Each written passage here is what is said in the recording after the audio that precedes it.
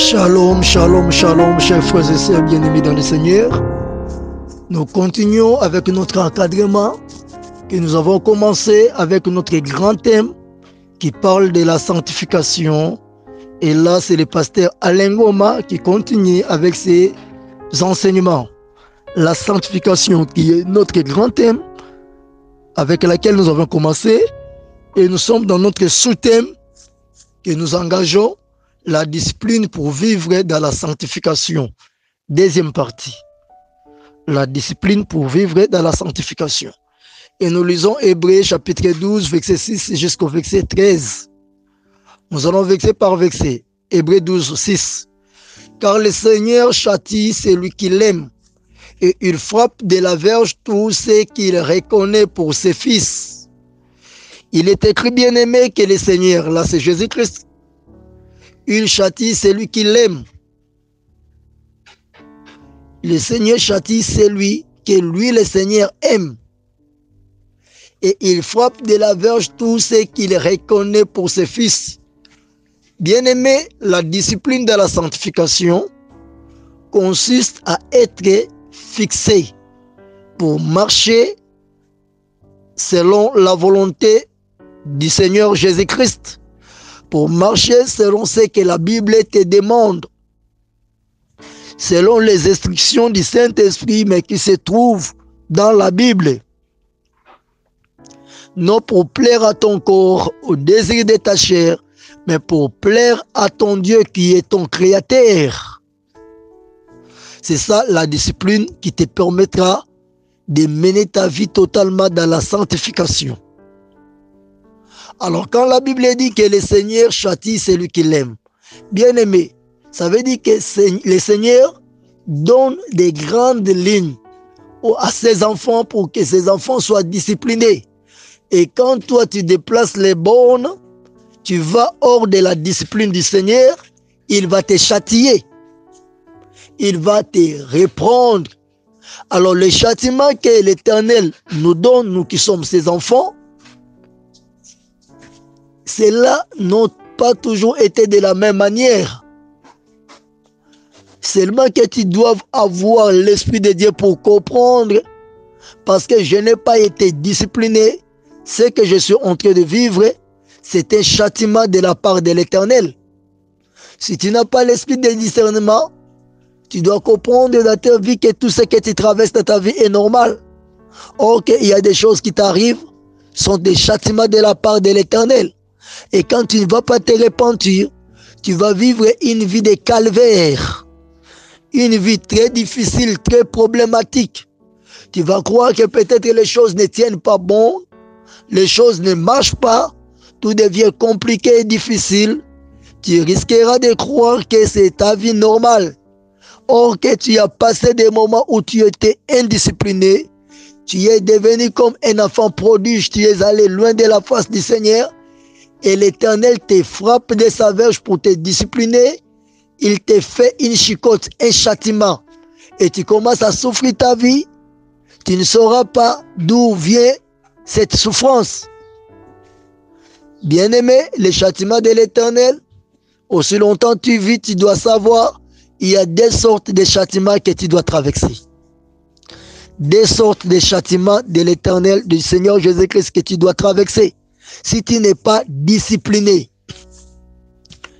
Le premier châtiment, c'est le châtiment que tu dois vivre sur la terre toute ta vie, avec ta conscience.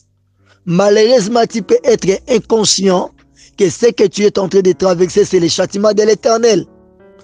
Par exemple, tu as marché dans le désordre, dans l'impudicité, tu as commis des gaffes très graves contre le Seigneur, mais quand tu les as commis, tu es déjà chrétien.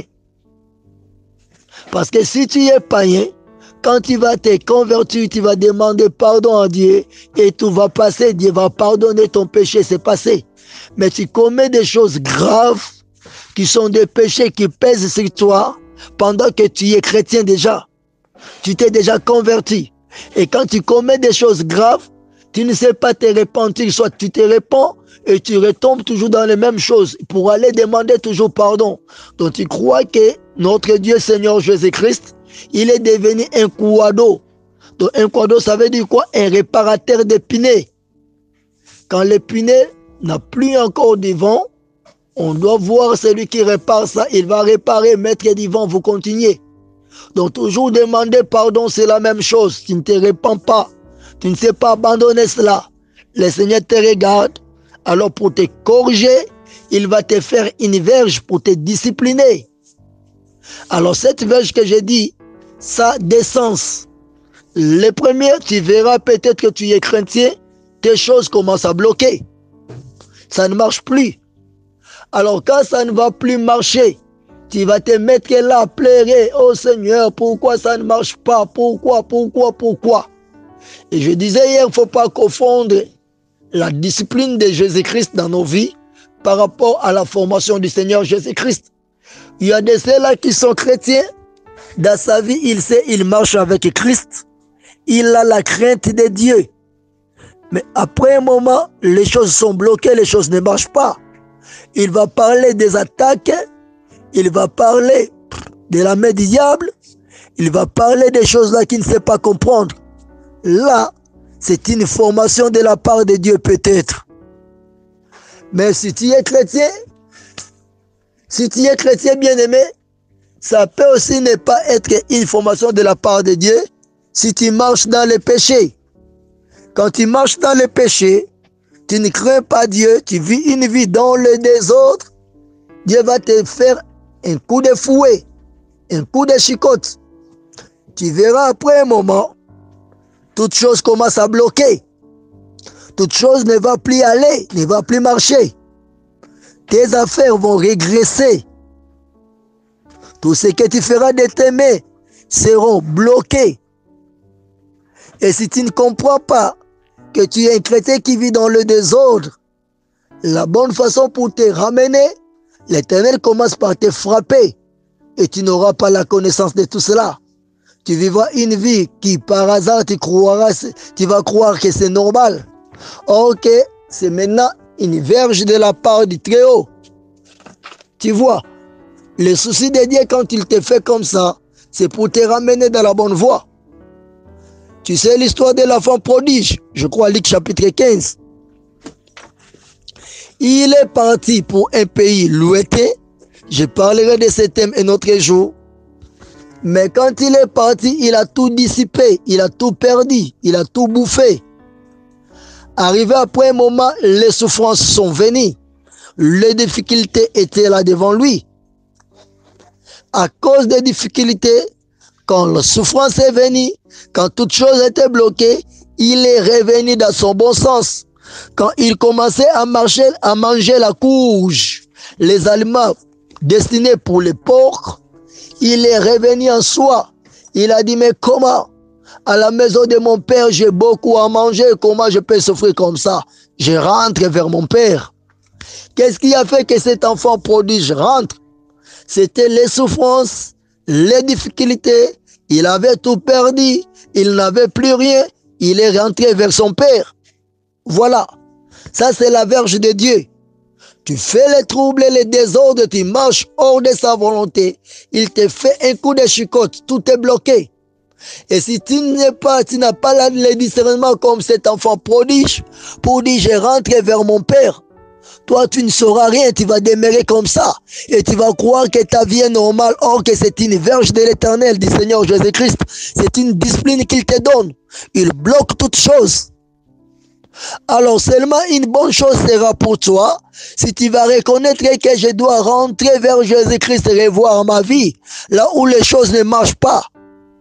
Pas seulement revoir pour demander pardon, mais pour te répondre et abandonner, ne plus refaire tout ce que tu as fait de mauvais.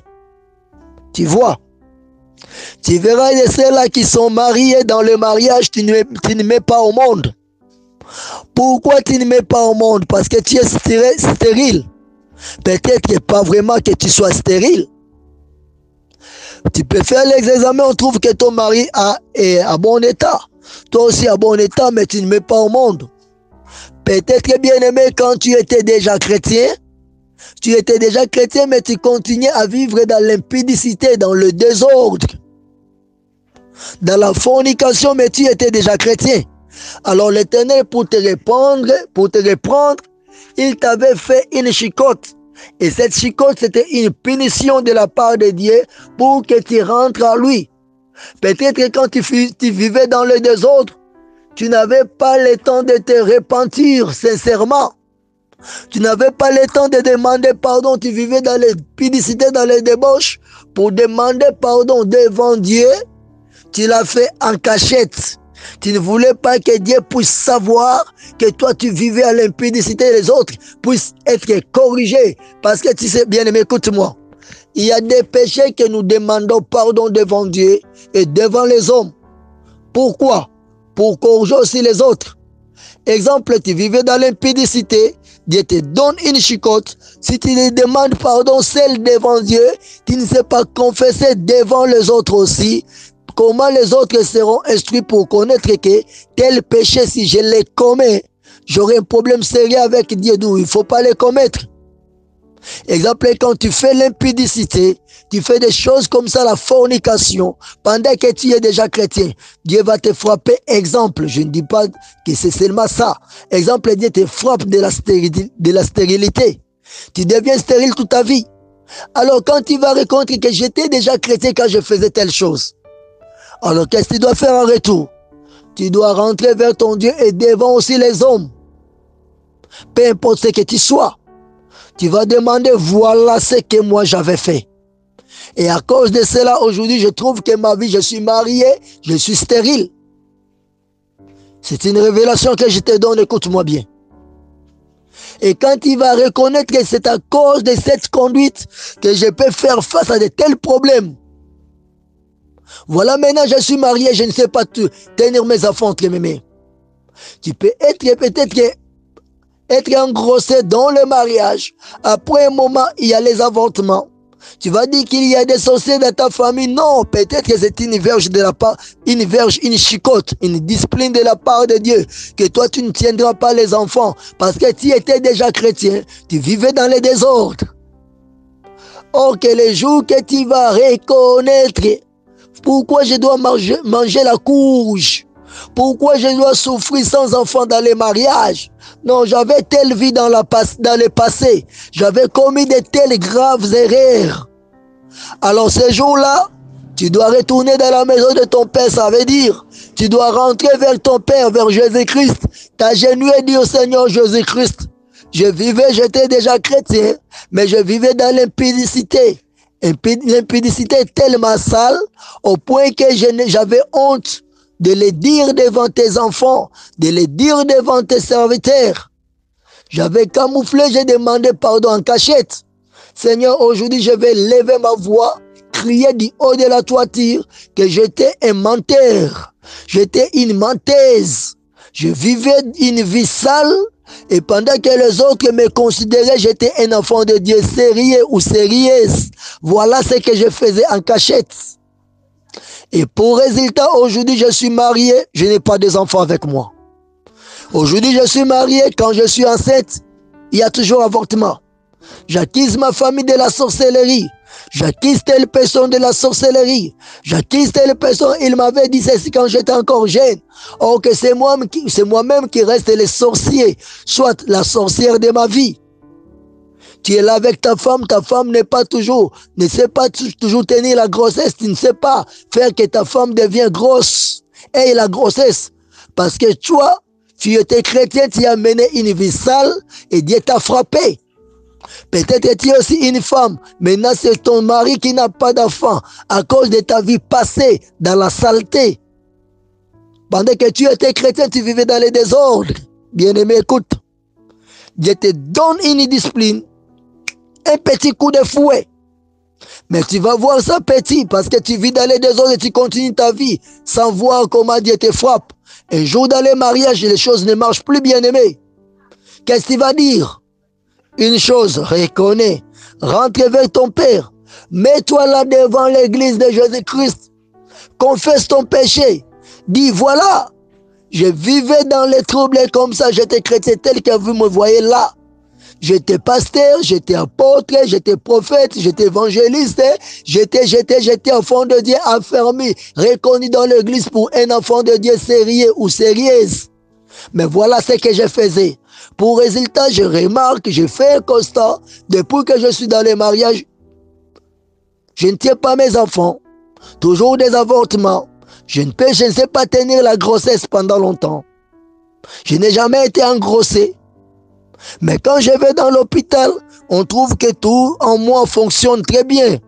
Dans mon ventre, matrice, tout est à bon état. Tous mes matrices, mes trompes sont à bon état. Je fais mes règles normales. Mais je ne sais pas, je n'ai jamais été enceinte. Alors quand tu vas confesser, tu vas reconnaître, voilà la cause qui fait que moi, je ne puisse pas être engrossé. Et ces jours-là, quand tu vas confesser devant les hommes, devant aussi Dieu, les choses débloquent. Sera débloqué. Tu verras, tu deviendras enceinte normalement et tout va continuer. Tu vois? Peut-être que tu trouves l'argent. Avec cet argent que tu trouves, tu n'es pas fidèle à ta femme à la maison. Tu prends l'argent au lieu de travailler avec ça pour votre bien-être, aussi pour le bien-être de l'œuvre du Seigneur. Toi, tu te sers de cet argent pour vivre dans la fornication, dans l'impudicité, dans la délétère. Tu sais quoi? Dieu bloque les robinets de tes sources. Tu verras, tout ce que tu fais commence à régresser. Tu vas dire non, c'est Covid-19, le temps est fort bien difficile, l'économie du monde est par terre. Non, frère, c'est à cause du péché. Dieu bloque la source de tes revenus. Là où tu trouves de l'argent, ça ne marche plus. Peut-être que tu trouves l'argent et tu ne sais plus quoi faire avec cet argent. Tu perds l'argent comme ça de tes mains, tu ne sais pas ça part où. Tout ce que tu faisais pour t'organiser, ça ne marche plus. Et après un moment, du travail, on te chasse aussi. Tu vois que tout devient bloqué, tu diras c'est le diable, je vais chercher Dieu. Quand tu vas chercher Dieu, tu as un péché que tu as commis, tu dois confesser ça devant Dieu, aussi devant le peuple de Dieu. Dans ton église, tu as honte. Peut-être que tu me dis non, laisse-moi, je vais appeler pasteur Alain par téléphone, parce que quand je vais confesser le péché chez lui, personne ne va m'écouter. Écoute-moi. Je suis pasteur, je te dis, moi je suis un pasteur, je prêche pour ton salut. Je veux que tu prospères à tous égards, comme va prospérer l'état de ton âme, comme tu prospères dans ton âme. Je dois te dire des vérités pour te sauver. Si tu n'es pas chrétien, soit si tu n'as pas une église, il t'arrive de faire des choses comme ça et tu veux confesser. Là, quand tu parles avec pasteur Alain, je vais t'écouter, je vais prier avec toi et pour toi. Et c'est alors que je vais te diriger, prier pour toi même pour que Dieu te donne une église par où tu vas prier. Parce qu'une église, c'est là où nous partageons la communion fraternelle. Mais si tu as une église et que tu es dans une église, tu commets des choses graves, tu ne sais pas confesser ça devant les enfants de Dieu dans ton église parce que tu as honte et tu appelles pasteur Alain pour confesser ça au téléphone pour que les autres ne connaissent pas. Écoute-moi, je te dis comme pasteur, ces péchés-là ne seront pas pardonnés. Là, je te dis vrai, bien-aimé, ces péchés-là ne seront pas pardonnés parce que tu commets des choses qui énervent Dieu, qui attristent le Saint-Esprit. Il est important que tu confesses ça devant le peuple de Dieu dans l'église où tu travailles, où tu te rassembles avec les autres enfants de Dieu. Quand tu feras ça, tu auras honte. Oui, c'est vrai que tu auras honte, mais en fait, tu seras sauvé. Et si quelqu'un est dans cette église-là, il commet la même chose, il dira, waouh! Voilà ce qui arrive à l'autre, c'est à cause de ça. Mais moi aussi, je commets la même chose. Laisse-moi confesser ou bien soit. Arrêtez directement. Tu vois, tu vas sauver l'autre. Alors, quand tu le fais avec pasteur Alain au téléphone, parce que tu as honte que les autres sachent ce que tu fais en privé, ce qui était passé dans ta vie en privé, bien aimé, tu te bloques encore. Si tu n'as pas une église, une adresse d'une église que tu travailles, ah là, je comprends. Mais moi, si comme pasteur, je vais te prêcher, te dire ce que tu dois faire, oui, prier avec toi et pour toi, oui, mais je vais prier Dieu, que Dieu te donne une église. Frère, écoute-moi. Je sais, il y a beaucoup de pasteurs qui travaillent sur Internet. Quand il a contact avec quelqu'un qui est en Europe, aux États-Unis, qui peut lui faire beaucoup d'argent, il ne saura pas te dire de telles vérités. Il ne saura pas t'orienter à aller dans une église, bien que je ne peux pas t'orienter d'aller dans une fausse église. Si ce n'est que des fausses églises, avec moi, je te donne maintenant d'autres directives. Et je vais prier avec toi pour que Dieu te donne une église où tu auras un pasteur que tu vas voir de tes propres yeux comme ça. Parce qu'il saura prendre soin de toi s'il est vraiment un bon berger. Moi, je ne ferai pas ça, te garder avec moi pour que tu n'ailles pas dans une église. Il y a aussi des vraies églises, je sais. Bien qu'il y a beaucoup de fausses églises, il y a aussi des vrais pasteurs, je sais. Bien qu'il y a beaucoup de faux pasteurs.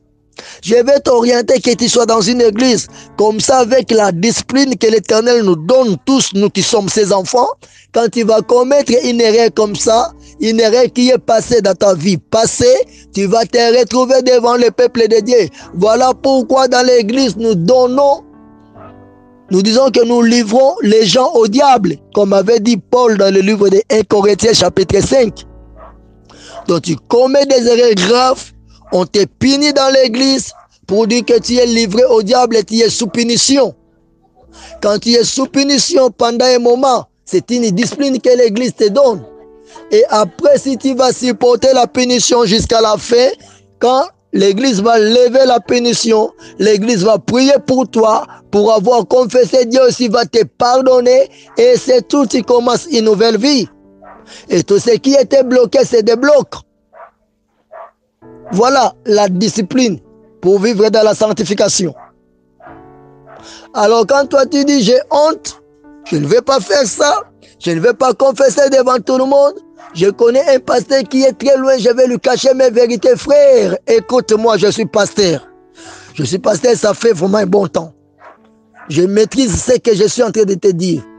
Tu vas me contredire peut-être, mais je te dis ça, tu es en train d'écouter Dieu te parler des vérités profondes et directement. Change. Dieu va te discipliner. Il te donne une chicotte. Même si tu appelles quelqu'un qui est très loin, tu dois te mettre devant ces enfants, les enfants de Dieu dans l'église. Dire voilà ce que j'avais fait. Tu seras humilié. Mais au ciel, les anges vont t'acclamer. Tu auras honte sur la terre. On va te calomnier. Parler mal contre ce que tu fais. Voilà avec lui aussi. Non. Ça c'est les hommes. Mais Dieu va t'embrasser et te dire voilà mon enfant. Tu as reconnu ça. Ne reprends plus jamais de telles choses. Maintenant tu verras maintenant l'argent qui était bloqué, les affaires qui étaient bloquées commenceront à marcher petit à petit et tu vas reprendre tout ce que tu avais perdu.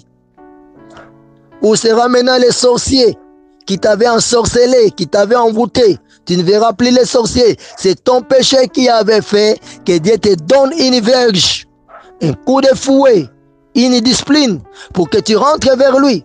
Mais si tu ne sais pas, c'est à cause d'un péché que Dieu peut te faire comme ça.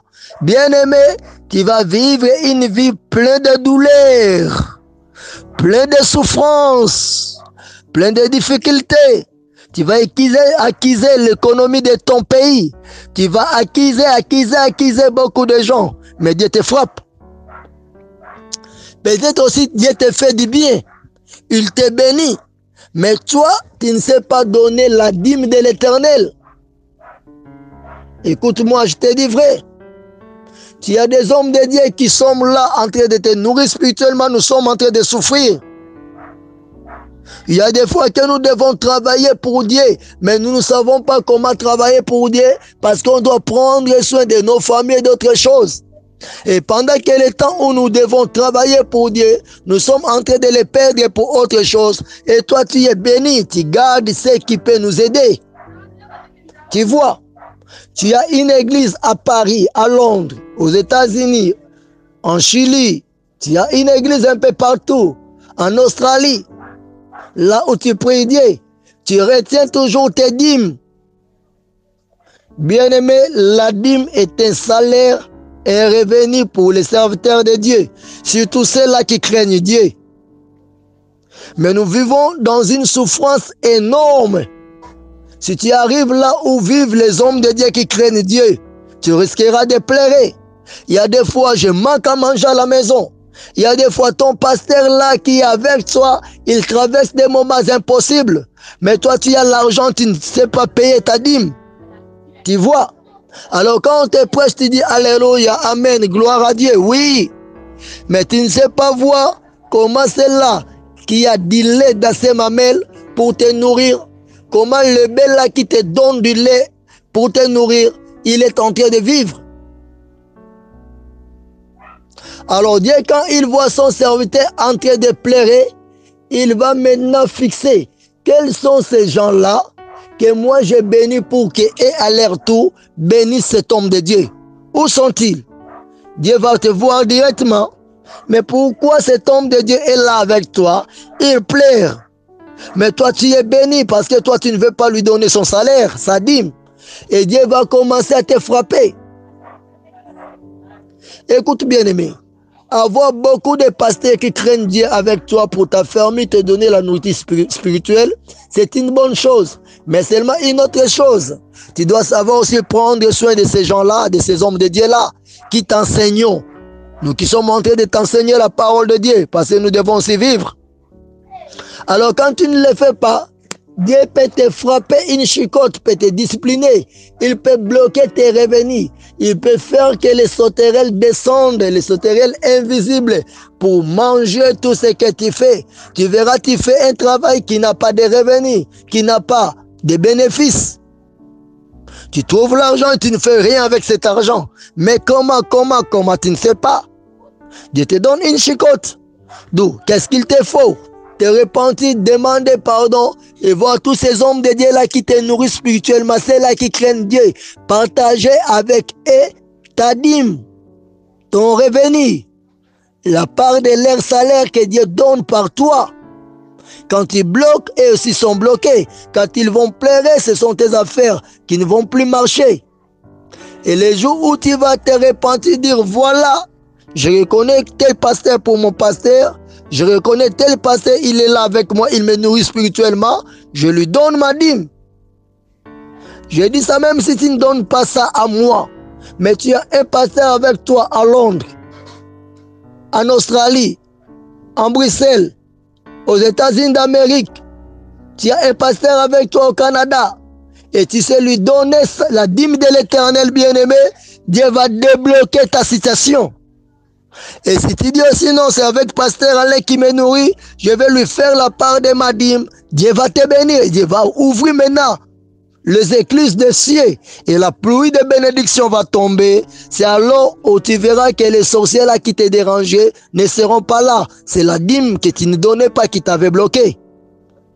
Je ne dis pas que si tu ne donnes pas la dîme, tu seras maudit. Non, je ne parle pas encore de la malédiction. Je parlerai de la dîme un jour bien précis. Je parlerai de la dîme, de son début jusqu'à la fin. Et tu vas comprendre, il y a des ceux-là qui doutent de la dîme. Tu verras que c'est bien biblique. Ici, je parle de la discipline dans la vie, dans ta marche avec la sanctification. Ce qui donne la verge de l'Éternel à deux façons d'être. La première façon, c'est ce que je suis en train de dire. Tu dois faire beaucoup d'attention. La Bible dit, Hébreux 12:6, car le Seigneur châtie celui qu'il aime, et il frappe de la verge tous ceux qui reconnaissent pour ses fils. Bien-aimé à cause d'un péché. Peut-être que toi, quand tu grandissais, tu étais devenu chrétien, tu as manqué du respect à tes parents. Tu les avais injuriés, humiliés. Et tes enfants, tes parents ont pleuré contre l'acte que tu as commis. Et tu te dis que je suis chrétien, toute malédiction, sans cause et nulle et sans effet. Mais bien aimé, si cette malédiction a une cause, si tes parents pleurent contre toi, parce que tu avais commis des actes qui sont graves, tu avais commis des erreurs qui sont mauvaises, et tu commences à les accuser qu'ils sont des sorciers, des sorcières. Mais bien aimé, tu vas demeurer toute ta vie sous la malédiction. Dieu va te frapper de sa verge. Alors ce qu'il te faut, c'est quoi? Pas seulement demander pardon à Dieu. Va voir tes parents. Agenouille-toi devant tes parents. Demande-les pardon. S'il y a lieu, tu amènes même un présent. Tu leur donnes comme cadeau pour les apaiser. Et dis-leur, papa, je sais que vous êtes mes parents. Et je reconnais que j'étais fautif quand je vous avais dit telle chose, telle chose, telle chose. Je ne vais pas te dire que tes parents sont des sorciers. Tu dois devenir faible et tu auras la faiblesse parce qu'ils sont des sorciers, tu as peur de la sorcellerie. Non, tu ne fais pas ça parce que tu as peur de la sorcellerie. Tu fais ça pour arracher tes bénédictions. Dieu t'a frappé de la verge parce que tes parents que tu dois honorer, tu les as humiliés en public. Si tes parents sont des sorciers, tu ne dois pas les humilier en public. Ne t'en faites pas, laisse-les avec la sorcellerie parce qu'ils ne vont pas se repentir. Et quand tu vas leur parler de cela, ça va te causer des ennuis. Toi, prie et la vie profonde de la prière. Une vie remplie de l'onction de Dieu. Et avec la sorcellerie qu'ils ont, ils ne sauront pas t'approcher. Mais ne les humilie pas. Ne blesse pas leur cœur. Honore-les. Et quand tu commets des actes très graves, bien-aimé, tes parents vont parler mal contre toi, ta vie sera bloquée. Et qui va bloquer ta vie? Pas seulement les paroles de tes parents, mais c'est ton Dieu que tu pries pour honorer sa parole. Parce que tu n'as pas honoré tes parents, il bloque ta vie. Quand tu iras voir tes parents, demander pardon par rapport à tout ce que tu as dit de mal. Tu verras, ils vont dire, ça va, peut-être ils ne prient pas, ils ne connaissent pas Dieu. Merci, tu es notre enfant, tu es notre fille, tu es notre fils. Nous te pardonnons, nous prenons ton présent. Rentre, que Dieu t'ouvre les portes, tu les vois, que tout s'ouvre. Et c'est alors tu reviendras vers ton Dieu. Tu vas chercher l'Éternel, tu verras, toute chose va redémarrer, va bien marcher. Il frappe de la verge le Fils qu'il aime. Notre Dieu l'Éternel, Jésus-Christ. Tu vois, la discipline pour vivre dans la sanctification. Tu diras que moi je suis sanctifié, je vais voir les choses aller en avant et marcher très bien. Mais pendant que tu pries comme ça, les choses ne marchent pas toujours. Il y a un papa qui t'a maudit, qui a mal parlé contre toi. Vois quelle relation y a-t-il entre toi et ce papa. Pourquoi il a parlé mal contre toi? Et quand il a parlé mal contre toi, quelle a été ta réponse? La Bible dit, gardez silence, je combattrai pour toi. Ça veut dire quoi? J'ai un papa sorcier qui parle mal contre moi, mais je n'avais rien fait de mal contre lui. Peut-être qu'il a la jalousie contre moi à cause de sa sorcellerie. Dans ma vie de prière, ma vie en Christ commence à indisposer ses affaires de sorcellerie.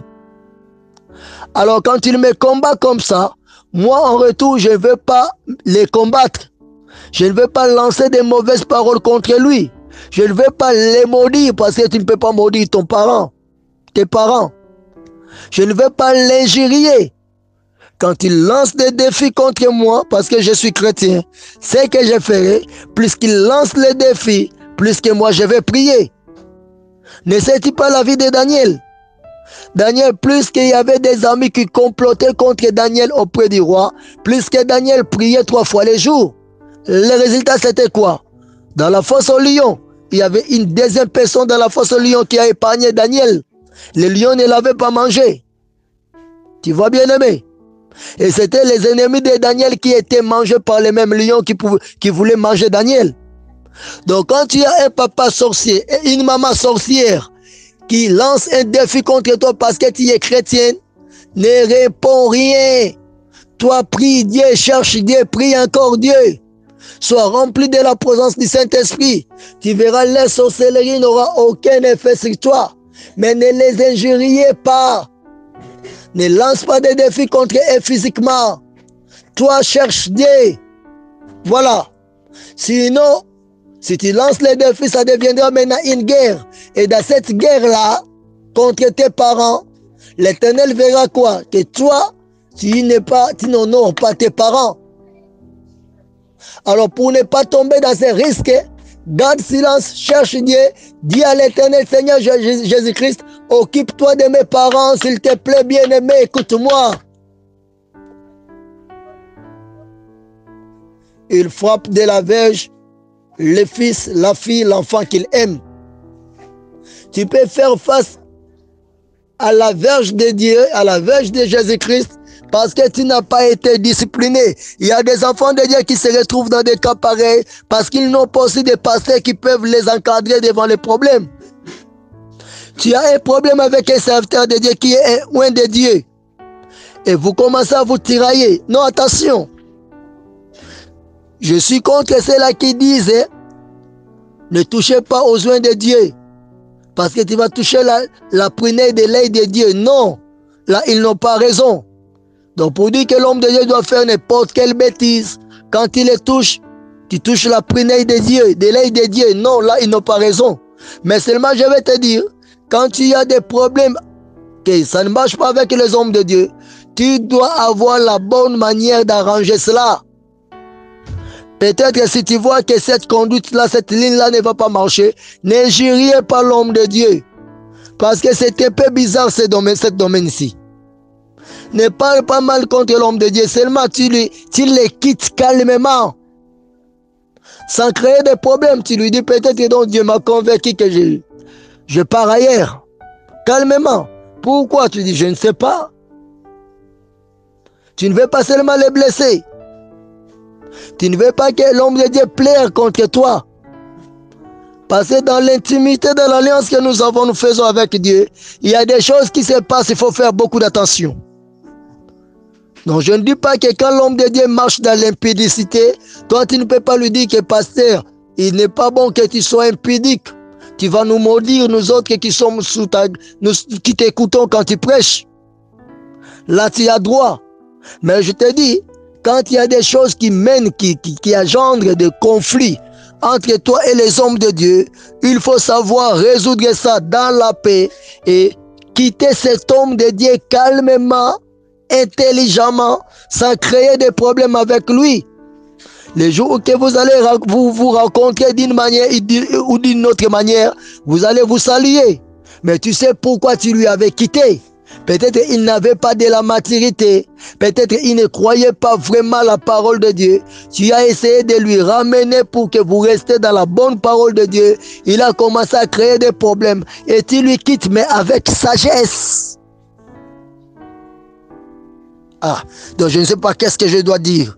Mais je vous dis des choses qui viennent de mon cœur pour te dire des voies par lesquelles tu peux recevoir. Toutes les voies par lesquelles tu peux recevoir la verge, la chicotte de la part de Dieu et essayer de t'épargner.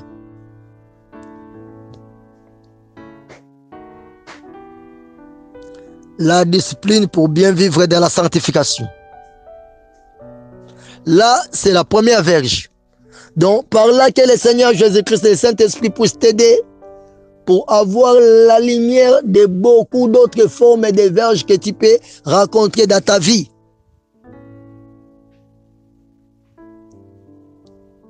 Tu as des amis avec qui vous travaillez ensemble et tu les mènes une vie difficile. Ok, ils sont tes amis dans le travail, mais à part le travail, ils sont des serviteurs de Dieu. Toi, tu ne connais pas ça. Quand il rentre, il dit tel chef me cause des ennuis parce qu'il est mon chef. Seigneur Jésus-Christ, intervient pour moi, il plaire. Et Jésus-Christ te bloque. Tu as des travailleurs avec toi. Ils sont tes travailleurs. Ils sont tes subalternes. Toi, tu leur mènes la vie de dire, oh, qu'à part être tes serviteurs, ils sont aussi serviteurs de Dieu ailleurs. Quand tu leur mènes une vie difficile, ils retournent chercher, chacun retourne chercher son Dieu. Et tu te fais des problèmes. Voilà pourquoi tu dois être en bonne relation avec tout le monde, même avec ceux-là qui travaillent sous ta supervision. Sois en bon terme avec tout le monde parce que tu ne sais pas qui est qui a quelle relation avec Dieu. Moi qui vous parle, bien que moi, mon travail, c'est ce que j'ai fait travailler pour Dieu. Mais quand on m'engage quelque part, je dois travailler. Et que je trouve un chef qui me mène une vie difficile, qu'est-ce que je ferai? Je vais pleurer devant Dieu. Seigneur, pourvois pour moi. Interviens pour moi. Et quand la relation que j'ai avec Dieu, l'autre chef là ne saura pas ça. Et surtout quand il commet des actes, il crie pour moi, sur moi, et il crie quand il a tort. Et moi, je plaire à Dieu. Maintenant, la relation que j'ai avec Dieu va peser sur mon chef. Il aura des problèmes, peut-être pas au travail, mais dans sa maison, dans ses affaires. Tu vois? Peut-être que tes affaires peuvent bloquer parce que tu es chef quelque part, tu sais malmener les serviteurs qui sont avec toi. Quelqu'un que tu cries sur lui tous les jours. Oh, qu'il est un homme de Dieu, il est une femme servante de Dieu. Elle pleure devant son Dieu et tu te fais des problèmes. Donc tu auras la verge de Dieu et tu ne sauras pas d'où vient cette verge. D'où vient que Dieu me frappe. Parce qu'il t'aime, tu dois te retrouver. Et si on ne te révèle pas de telles vérités, tu seras un homme dur, difficile, tu dis, c'est le code du travail qui exige ça. Qui te dit, pour bien travailler, il faut être difficile et compliqué. Le code du travail ne demande pas ça.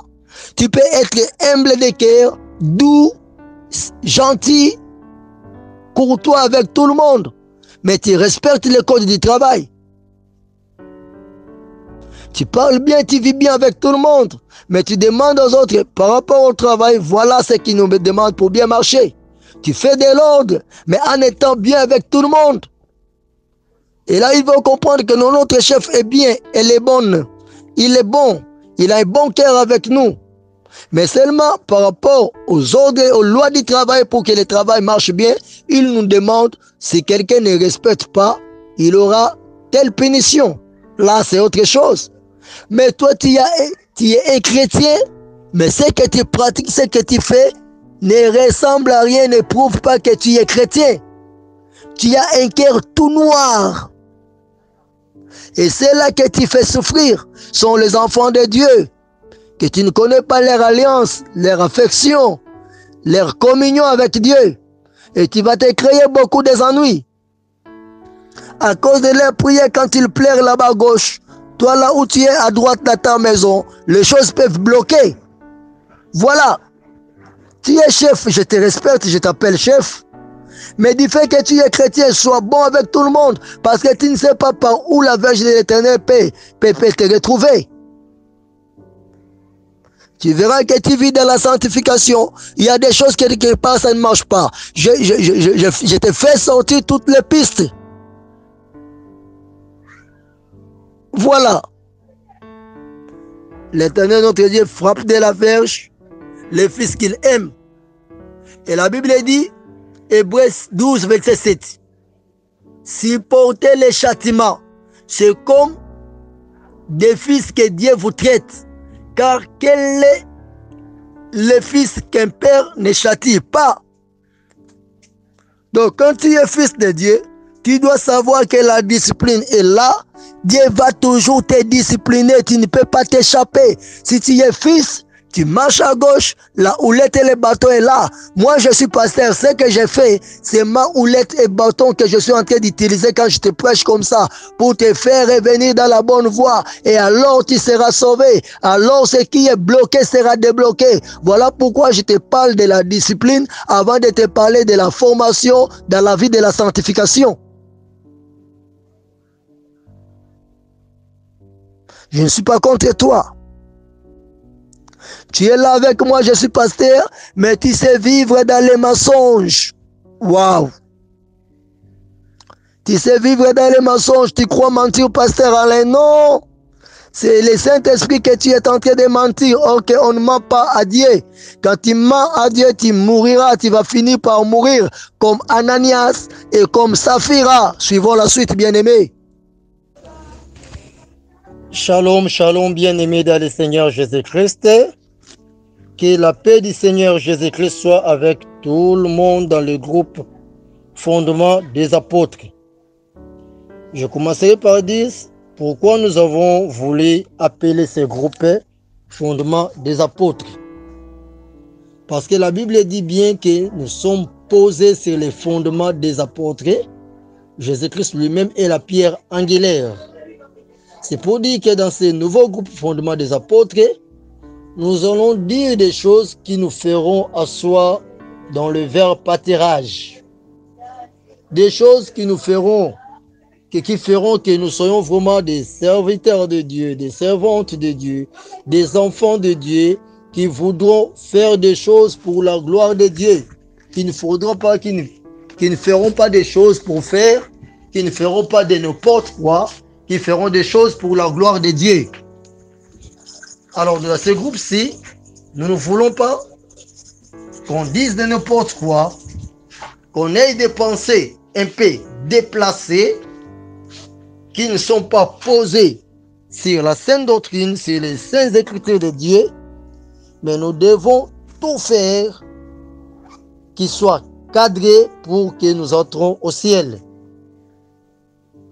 Bien-aimés, si nous appelons ce groupe fondement des apôtres, c'est que même dans le temps où nous allons ouvrir le groupe, pour que tout celui qui est dans le groupe puisse se manifester ou bien poser une question, même les questions que nous allons poser doivent avoir ses sources dans la parole de Dieu. Bien-aimés, dans ce groupe, nous parlerons de la Bible dans sa totalité. Dans sa totalité. Ça veut dire tout ce qui est écrit dans la Bible est utile et propre pour que nous devenions des vases purs. Rien de ce qui est écrit dans la Bible reste impur. Mais pourquoi nous allons plus parler de la sanctification dans ce groupe? D'abord, premièrement, c'est parce que sans la sanctification, personne ne verra le Seigneur. La sanctification est une clé qui fera que tout celui qui va se sanctifier, il aura droit à voir son Seigneur. Soit il aura droit d'entrer au ciel. Si tu n'es pas sanctifié, si tu ne mènes pas une vie de la sanctification, le ciel ne sera pas pour toi, bien-aimé. Commençons dans le livre de Hébreux chapitre 12 où on a écrit « Recherchez la paix et la sanctification sans laquelle personne ne verra le Seigneur ». C'est écrit dans le livre d'Hébreux chapitre 12 verset 14. Mais moi je commence par le livre d'Hébreux chapitre 12 verset 1. La Bible dit ceci. « Nous donc aussi, puisque nous sommes environnés d'une si grande nuée de témoins, rejetons tout fardeau et les péchés qui nous enveloppent si facilement et courons avec persévérance dans la carrière qui nous est ouverte. » La Bible dit puisque nous avons beaucoup de témoins autour de nous, nous sommes environnés par beaucoup de témoins. Laisse-moi te dire, si tu décides de devenir chrétien, n'oublie pas ça, partout où tu sois, tu es toujours environné d'un grand nombre de témoins autour de toi. Si la Bible les appelle les témoins, c'est qu'ils te regardent de près. Comment tu te conduis, comment tu parles, comment tu te comportes, comment tu agis, comment tu réfléchis, comment tu peux faire des choses.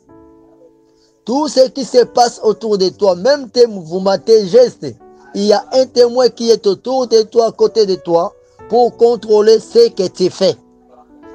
Là, tu dois le savoir.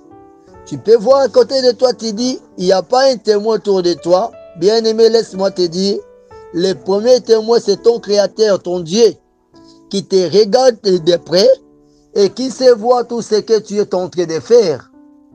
Rien de ce que tu peux faire et que l'Éternel ne puisse pas en prendre conscience ou bien connaissance.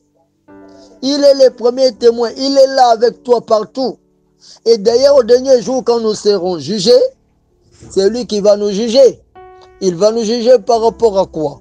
Il va nous juger par rapport à tout ce que nous avions pu faire quand nous étions encore sur la terre. Voilà, la Bible dit, puisque nous sommes environnés d'un si grand nombre de témoins. Chez toi à la maison, tu es marié, tu as ton mari à la maison, tu es marié, tu as ton épouse à la maison, tu as tes enfants, tu as tes parents. Tous ceux-là qui vivent avec toi sont tes témoins. Donc, ils sont là pour témoigner par rapport à ta vie, ce que toi tu es, ce que tu fais, ce que tu aimes, tes bons caractères aussi, comme comme aussi tes mauvais caractères. Tes bonnes paroles comme tes fausses, tes mauvaises paroles. Tes bonnes réactions comme tes mauvaises réactions. Tout ce que tu fais, même dans le travail, il y a au moins un témoin. Tu sais, bon nombre des enfants de Dieu qui n'aiment pas qu'on puisse savoir, qu'on puisse connaître qu'ils sont des chrétiens. C'est parce que leurs actes, leurs habitudes ne reflètent pas la vie chrétienne. Ne reflètent pas qu'ils marchent avec Christ. Bien-aimés, puisque nous sommes environnés d'un si grand nombre de témoins, est-ce que le sais-tu que partout où tu passes, tu as toujours eu un témoin qui te suit de près? Un témoin qui est visible comme il peut être invisible. Quand tu te décides à ta chambre à coucher, quand tu réponds à ton mari avec insolence, quand tu réponds à ton épouse, soit disant que tu es autorité chez toi, mais tu déplaces tes réactions. Il y a un témoin qui te regarde, bien-aimé. Quand tu mènes une vie de péché, laisse-moi te dire, il y a un témoin qui est là. Devant le grand jour du jugement, tu verras un témoin se pointer devant toi et te dire, j'étais là quand tu faisais telle chose. Alors, parce qu'il y a beaucoup de témoins qui nous environnent d'une manière ou d'une autre, nous devons rejeter une chose, ce que nous appelons les fardeaux. La Bible dit, rejetons tout fardeau. Tout fardeau. Quand on dit tout fardeau, ici le fardeau veut dire quoi? Ici le fardeau ne veut pas dire seulement les problèmes. Les fardeaux ici représentent les péchés. Nous devons rejeter tout péché. Parce que les témoins qui nous regardent vont nous juger par rapport au péché. Donc quand on dit tout fardeau, tout péché, on ne le dit pas au pluriel, ne fût-ce qu'un péché. Donc quand tu viens encore avec un péché, fais un effort de les rejeter. Sinon, le témoin va noter dans son carnet qu'on appelle le livre de vie, tel péché est resté ami intime à telle maman, à tel papa, à telle sœur, à tel frère. Et il mérite bien un jugement qui sera une punition éternelle. Rejetons tout fardeau. Toi, tu as quel fardeau avec toi que tu ne sais pas encore rejeter jusque-là? Tu dois faire un effort de rejeter tout fardeau. Et la Bible dit, ce fardeau-là, que j'appelle bien les problèmes, tu verras là, on a dit de rejeter tout fardeau et les péchés qui nous enveloppent si facilement. Donc, c'est que, et là, ce n'est pas le verbe être, donc le fardeau comme problème et les péchés. Donc, c'est que si tu as un péché qui t'enveloppe si facilement, un péché que tu peux t'habiller de cela, ça devient un manteau. Partout où tu es, partout où tu passes, tu as un péché qui t'enveloppe facilement. Tu dois les rejeter, bien-aimés. Ici, on dit de rejeter des choses. Les fardeaux et les péchés. Les fardeaux, ça veut dire quoi? Toutes sortes de problèmes. Tu dois rejeter toutes sortes de problèmes. Ça veut dire quoi? Être pur. Ne pas avoir un problème avec quelqu'un. Voilà pourquoi Jésus-Christ disait, si quelqu'un entre dans le temple, il veut déposer son offrande, et qu'il voit pendant qu'il voulait déposer son offrande, il y a quelqu'un qui a un problème contre lui.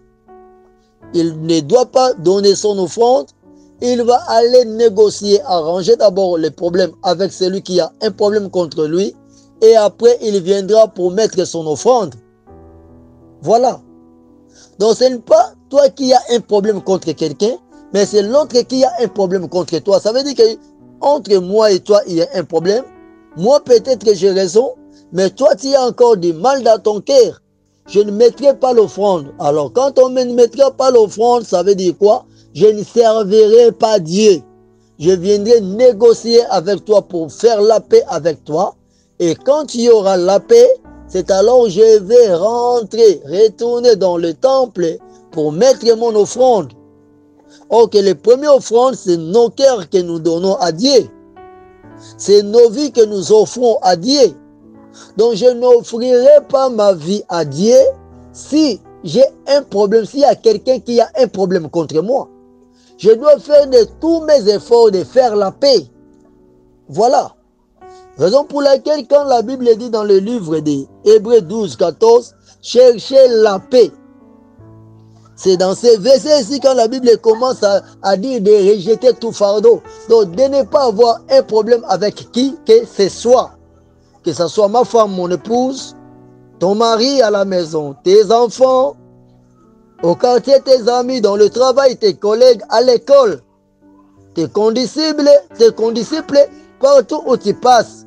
Tu ne dois pas avoir un fardeau. Tu ne dois pas avoir un problème. Tu ne dois pas manquer la paix avec quelqu'un.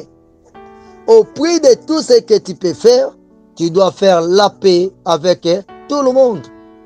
Et quand dans le verset 1, la Bible ajoute, et les péchés qui nous enveloppent si facilement. Dans le verset 14, la Bible dit de rechercher la paix et la sanctification. Donc la paix est liée au fardeau. Il ne faut pas avoir de fardeau, de problèmes avec des gens. Et la sanctification est liée au péché. Ça veut dire il faut rejeter tout péché pour être quelqu'un qui doit vivre dans la sainteté totale, dans la sanctification totale. Alors si ces deux choses t'environnent, les fardeaux et les péchés, tu ne verras pas le Seigneur. Ça veut dire si tu n'as pas la paix avec tout le monde et tu n'as pas la vie de la sanctification totale, tu ne verras pas le Seigneur. D'où tu es obligé de faire un effort, de faire la paix avec tout le monde. Même ceux-là qui sont très durs envers toi, qui sont très mauvais envers toi, tu dois faire la paix avec tous ces mondes-là. Tu dois aussi te sanctifier devant Dieu. La Bible dit, vous serez saints comme votre Dieu est saint. Ça veut dire quoi? Vivre une sanctification totale. Ça veut dire, dans ton intérieur, tu dois pratiquer la parole de Dieu de telle manière que les péchés ne trouvent pas trouver sa place dans ton cœur. Aussi dans ton extérieur, tu dois vivre une vie quand on te regarde, on dit si facilement que cet homme-ci, ce n'est pas quelqu'un qui le péché peut environner si facilement. C'est quelqu'un qui vit dans la sanctification même extérieurement. Le voir comme ça, ce n'est pas seulement l'extérieur, ce n'est pas seulement l'intérieur, mais c'est l'extérieur aussi avec l'intérieur qui est totalement, je dis bien, totalement sanctifié. On te verra, on va faire la lecture que tu es vraiment un enfant de Dieu purement dépouillé. Ça veut dire ta façon de te comporter, de t'habiller, de faire les choses. Quand on te regarde, on te met directement à part. Voilà pourquoi on a dit que l'Église, c'est un peuple mis à part. Voilà. On va te mettre directement des côtés, on dit non, il ne faut pas toucher. Cette personne-là que tu vois, que ce soit dans son intérieur, que ce soit dans son extérieur, il est dépouillé, sanctifié. C'est quelqu'un qui est pur, qui est lavé, purifié par le sang de l'agneau. Et ce témoignage, ça va commencer de toi-même. Le Saint-Esprit qui habite en toi doit rendre témoignage en toi-même que tu es enfant de Dieu, que tu marches dans la crainte de Dieu bien-aimé. À part le Saint-Esprit, tout celui qui t'approchera va rendre témoignage. Non, attention, c'est quelqu'un qui craint Dieu. Alors tu seras une personne que le péché ne sera pas enveloppé si facilement. Donc tu n'es pas facile, c'est pas facile que le péché t'enveloppe comme ça. Le péché ne peut pas t'envelopper gratuitement. Donc le péché aura un devoir très sérieux, très difficile pour te vaincre. Pour dire quoi? Tu ne vivras plus selon les désirs de la chair sous le péché. Waouh! Voilà. C'est bien. Alors, tu dois faire un effort que les péchés ne puissent pas t'envelopper si facilement. Fais de tes efforts. Alors, pour que les péchés ne t'enveloppent pas facilement, tu dois savoir que tu as une carrière dans ta vie. Or que dans une carrière, on peut perdre une carrière comme on peut gagner sa carrière. Une carrière, c'est ça a toujours eu un délai. Tu dois commencer ta carrière et pour finir ça un jour. Donc la vie chrétienne, c'est une carrière.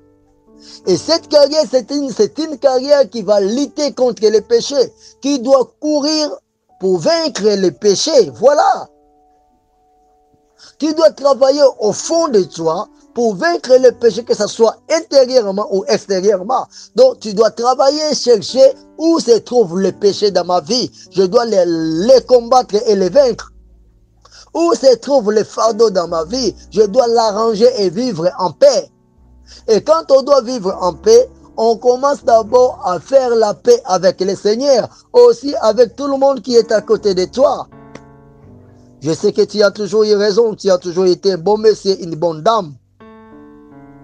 Mais dis-moi, sache que si quelqu'un témoigne contre toi à côté de toi, tu dois travailler non pour les rejeter, mais tu dois travailler pour faire la paix avec cette personne. Peut-être que quand quelqu'un s'oppose à toi, c'est une voie que Dieu te permet de prêcher cette personne, de l'approcher pour qu'il soit sauvé. Non, ce n'est pas une voie seulement pour que tu te fâches, bien-aimé. C'est une voie pour l'approcher pour qu'il soit sauvé. Parce que quand tu voudras faire la paix avec cette personne-là, tu seras obligé de te briser, de te diminuer et pour lui apporter la bonne nouvelle du salut. Voilà. Et de l'autre côté, quand tu voudras combattre les péchés pour vivre dans la sanctification intérieurement et extérieurement, tu feras maintenant la joie du Seigneur. Et toutes ces deux choses-là, quand tu vas les rassembler, c'est alors tu verras le Seigneur, bien-aimé. Alors, dans ta carrière, tu es obligé de te faire une violence parce que la carrière qui est ouverte devant toi doit avoir un compte rendu, doit avoir un rapport.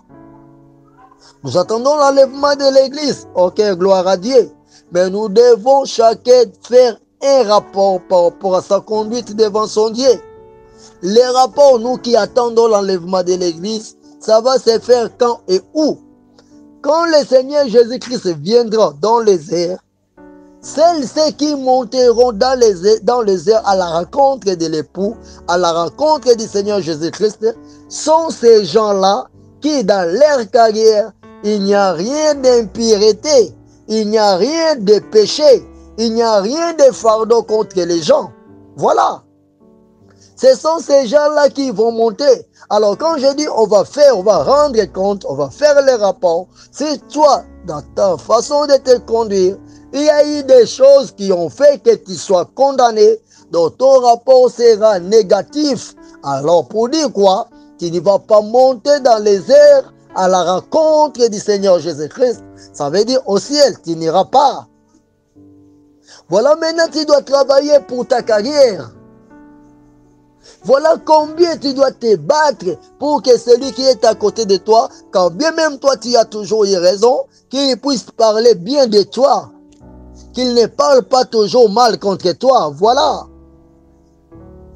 Tu dois te battre, bien-aimé, de façon que la sainteté intérieure, extérieure, le dépouillement. Ça veut dire qu'il y a des choses que tu vas te dépouiller. Comme je dis dans ce groupe, nous allons parler profondément. Aujourd'hui, c'est juste un avant-propos que je commence pour donner une idée. Nous allons nous préparer un peuple prêt à accomplir ce qui est écrit dans la Bible, à vivre une vie totalement pleine pour plaire à son Dieu. Voilà. Alors, la sanctification, beaucoup des enfants de Dieu négligent cela.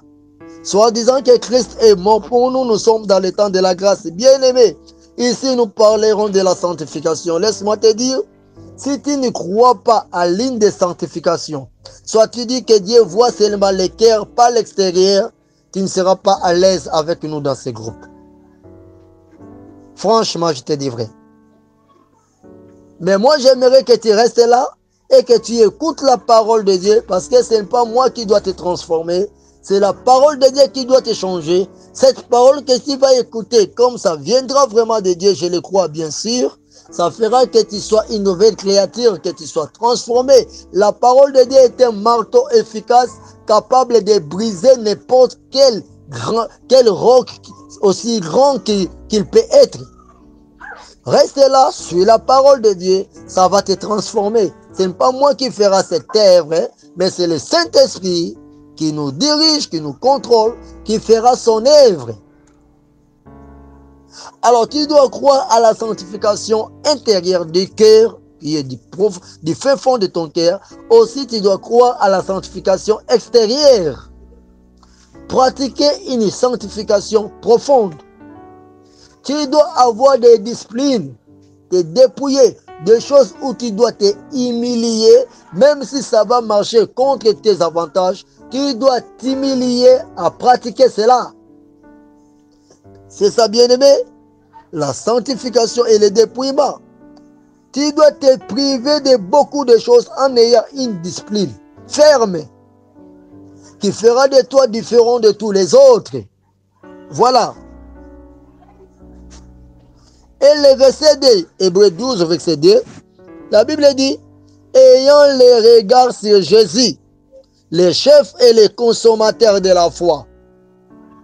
Donc, quand tu vis dans la sanctification, dans la sainteté totale, tes regards ne sont plus sur les choses de ce monde, tes regards sont sur Jésus. J'aimerais que si tu as bien compris, manifeste encore que tu m'as suivi. Je vais continuer. Manifeste-toi. Shalom, shalom, bien-aimés dans le Seigneur. Hier, nous avions commencé un thème sur la sanctification. Et aujourd'hui, nous continuons avec le même thème. Quand on va finir, on va entamer un autre thème. La sanctification. Je ne parle pas précisément d'abord de la sanctification intérieure ou extérieure. Je vais séparer. Et quand j'y arriverai, je parlerai de la sanctification intérieure.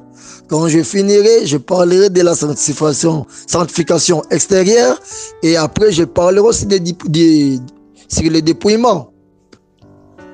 Hier, nous avions lu la Bible dans le livre d'Hébreux chapitre 1 jusqu'au... dans le livre d'Hébreux chapitre 12, verset 1 jusqu'au verset 4. C'est là où nous revenons encore ce matin. La Bible dit ceci, nous lisons la parole de Dieu. Nous donc aussi, puisque nous sommes environnés d'une si grande nuée de témoins, rejetons tout fardeau et les péchés qui nous enveloppent si facilement et courons avec persévérance dans la carrière qui nous est ouverte. Ayant les regards fixés sur Jésus, les chefs et les consommateurs de la foi, qui, en vue de la joie qui lui était réservée, a souffert la croix, méprisé l'ignominie et s'est assis à la droite du trône de Dieu. Considérez en effet celui qui a supporté contre sa personne une telle opposition de la part des pécheurs, afin que vous ne vous lassiez point l'âme découragée. Vous n'avez pas encore résisté jusqu'au sang en luttant contre les péchés. La parole du Seigneur. Le verset 1 a été déjà bien parti hier. Aujourd'hui, nous commençons avec le verset 2. La Bible dit ceci, bien-aimé. Ayant les regards sur Jésus, les chefs et les consommateurs de la foi, qui, en vue de la joie qui lui était réservée, a souffert la croix, méprisé l'ignominie et s'est assis à la droite du trône de Dieu. Bien-aimé, ici, l'écrivain de ce livre aux Hébreux, il nous demande une chose, d'avoir les regards sur Jésus, les consommateurs et les chefs de la foi. D'avoir les regards sur Jésus-Christ, les consommateurs et les chefs de la foi. En fait, bien-aimé dans le Seigneur, un enfant de Dieu, c'est quelqu'un qui a toujours eu ses regards sur Jésus-Christ. Bien-aimé, quand on a les regards sur Jésus-Christ, on va vivre et on doit vivre pour plaire à son chef. On doit tout faire pour plaire à Jésus-Christ, notre chef. Et quand on va tout faire pour plaire à Jésus-Christ, notre chef, lui, c'est ce qui lui plaît, n'est qu'une chose. Nous voir vivre dans l'obéissance de sa parole et prendre ce qu'il nous dit les mettre en pratique. C'est ce qui lui plaît. Quand je dis il veut te voir vivre dans l'obéissance de sa parole, ça veut dire il veut te voir avoir une foi solide, une foi profonde basée sur sa parole, rien que sa parole dans ta vie. Donc tu dois t'approprier de ce que la Bible dit. Cela c'est pour toi, cela c'est pour moi.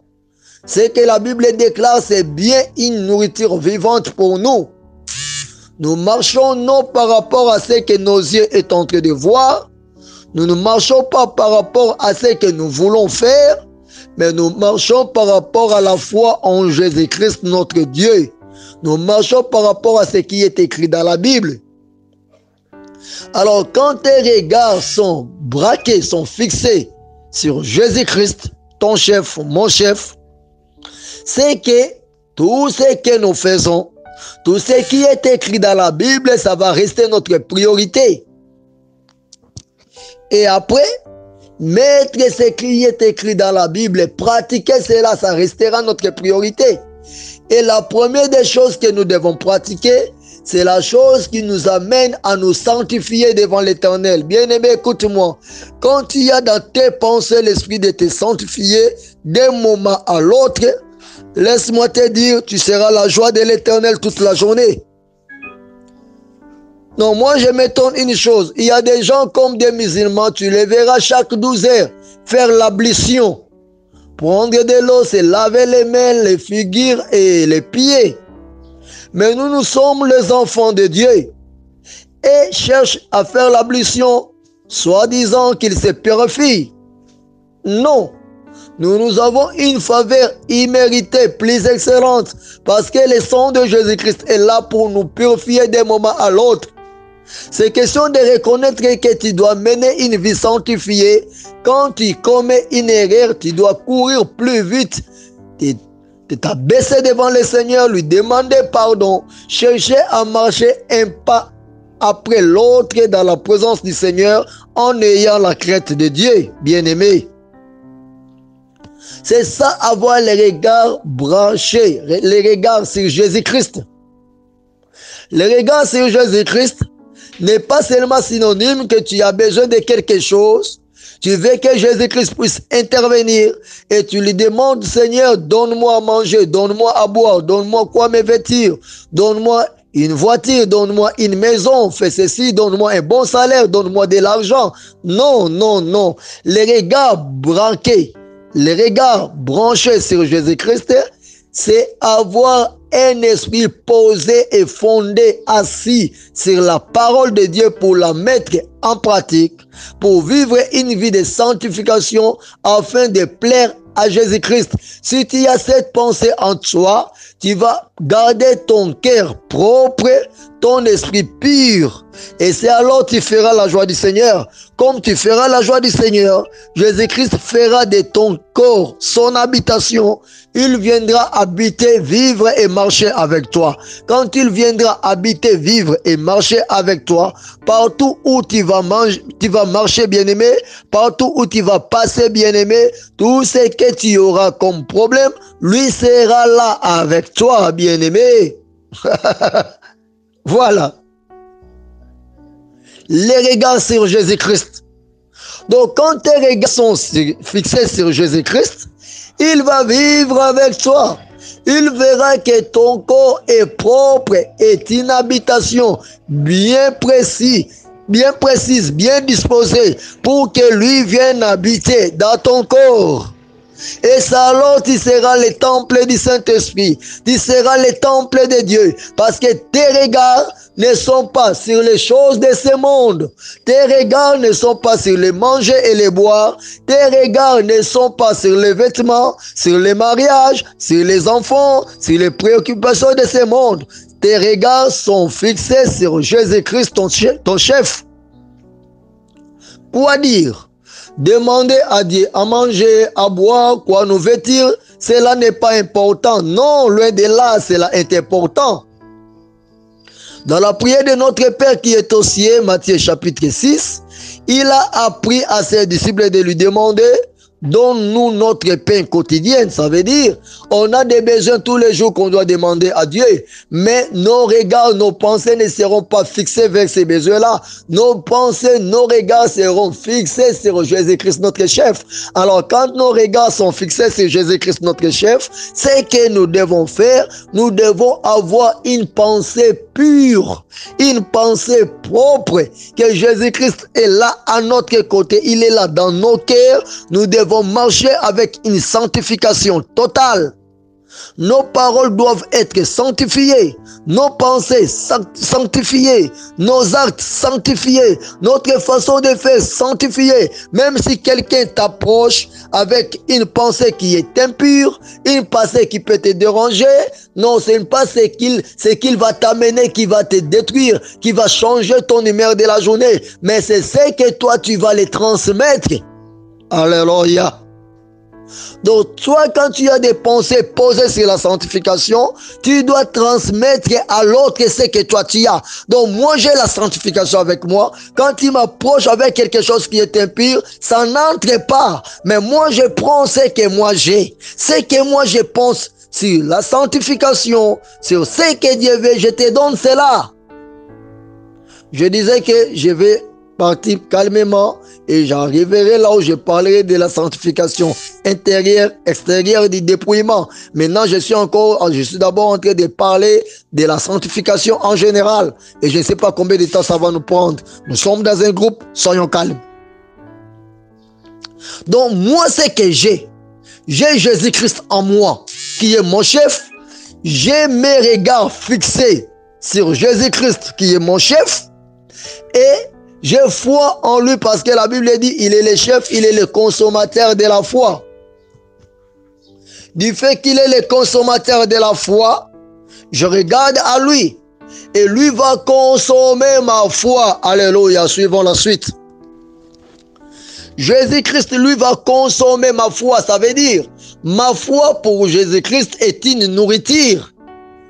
Je crois chaque matin tu t'es réveillé. Tu veux maintenant quitter ta maison, tu dois chercher au moins quelque chose à mettre sous la dent si tu y en as. Si les autres aussi n'ont pas ça, il va travailler par rapport à cela en fait. Alors, Jésus-Christ notre Dieu, il est le consommateur de la foi. Donc lui, chaque matin, il veut prendre quelque chose, mettre dans son cœur. Et ce qu'il va mettre dans son cœur, c'est la foi que toi tu as. Donc c'est toi qui dois servir à Dieu en manger. Tu dois servir à Dieu ce qu'il va manger. Et ce qu'il va manger, c'est la foi que tu as. Il veut que tu lui donnes ta foi. Tu lui donnes ton cœur. Et c'est ce que lui va consommer, bien-aimé. Le consommateur de la foi. C'est lui notre chef.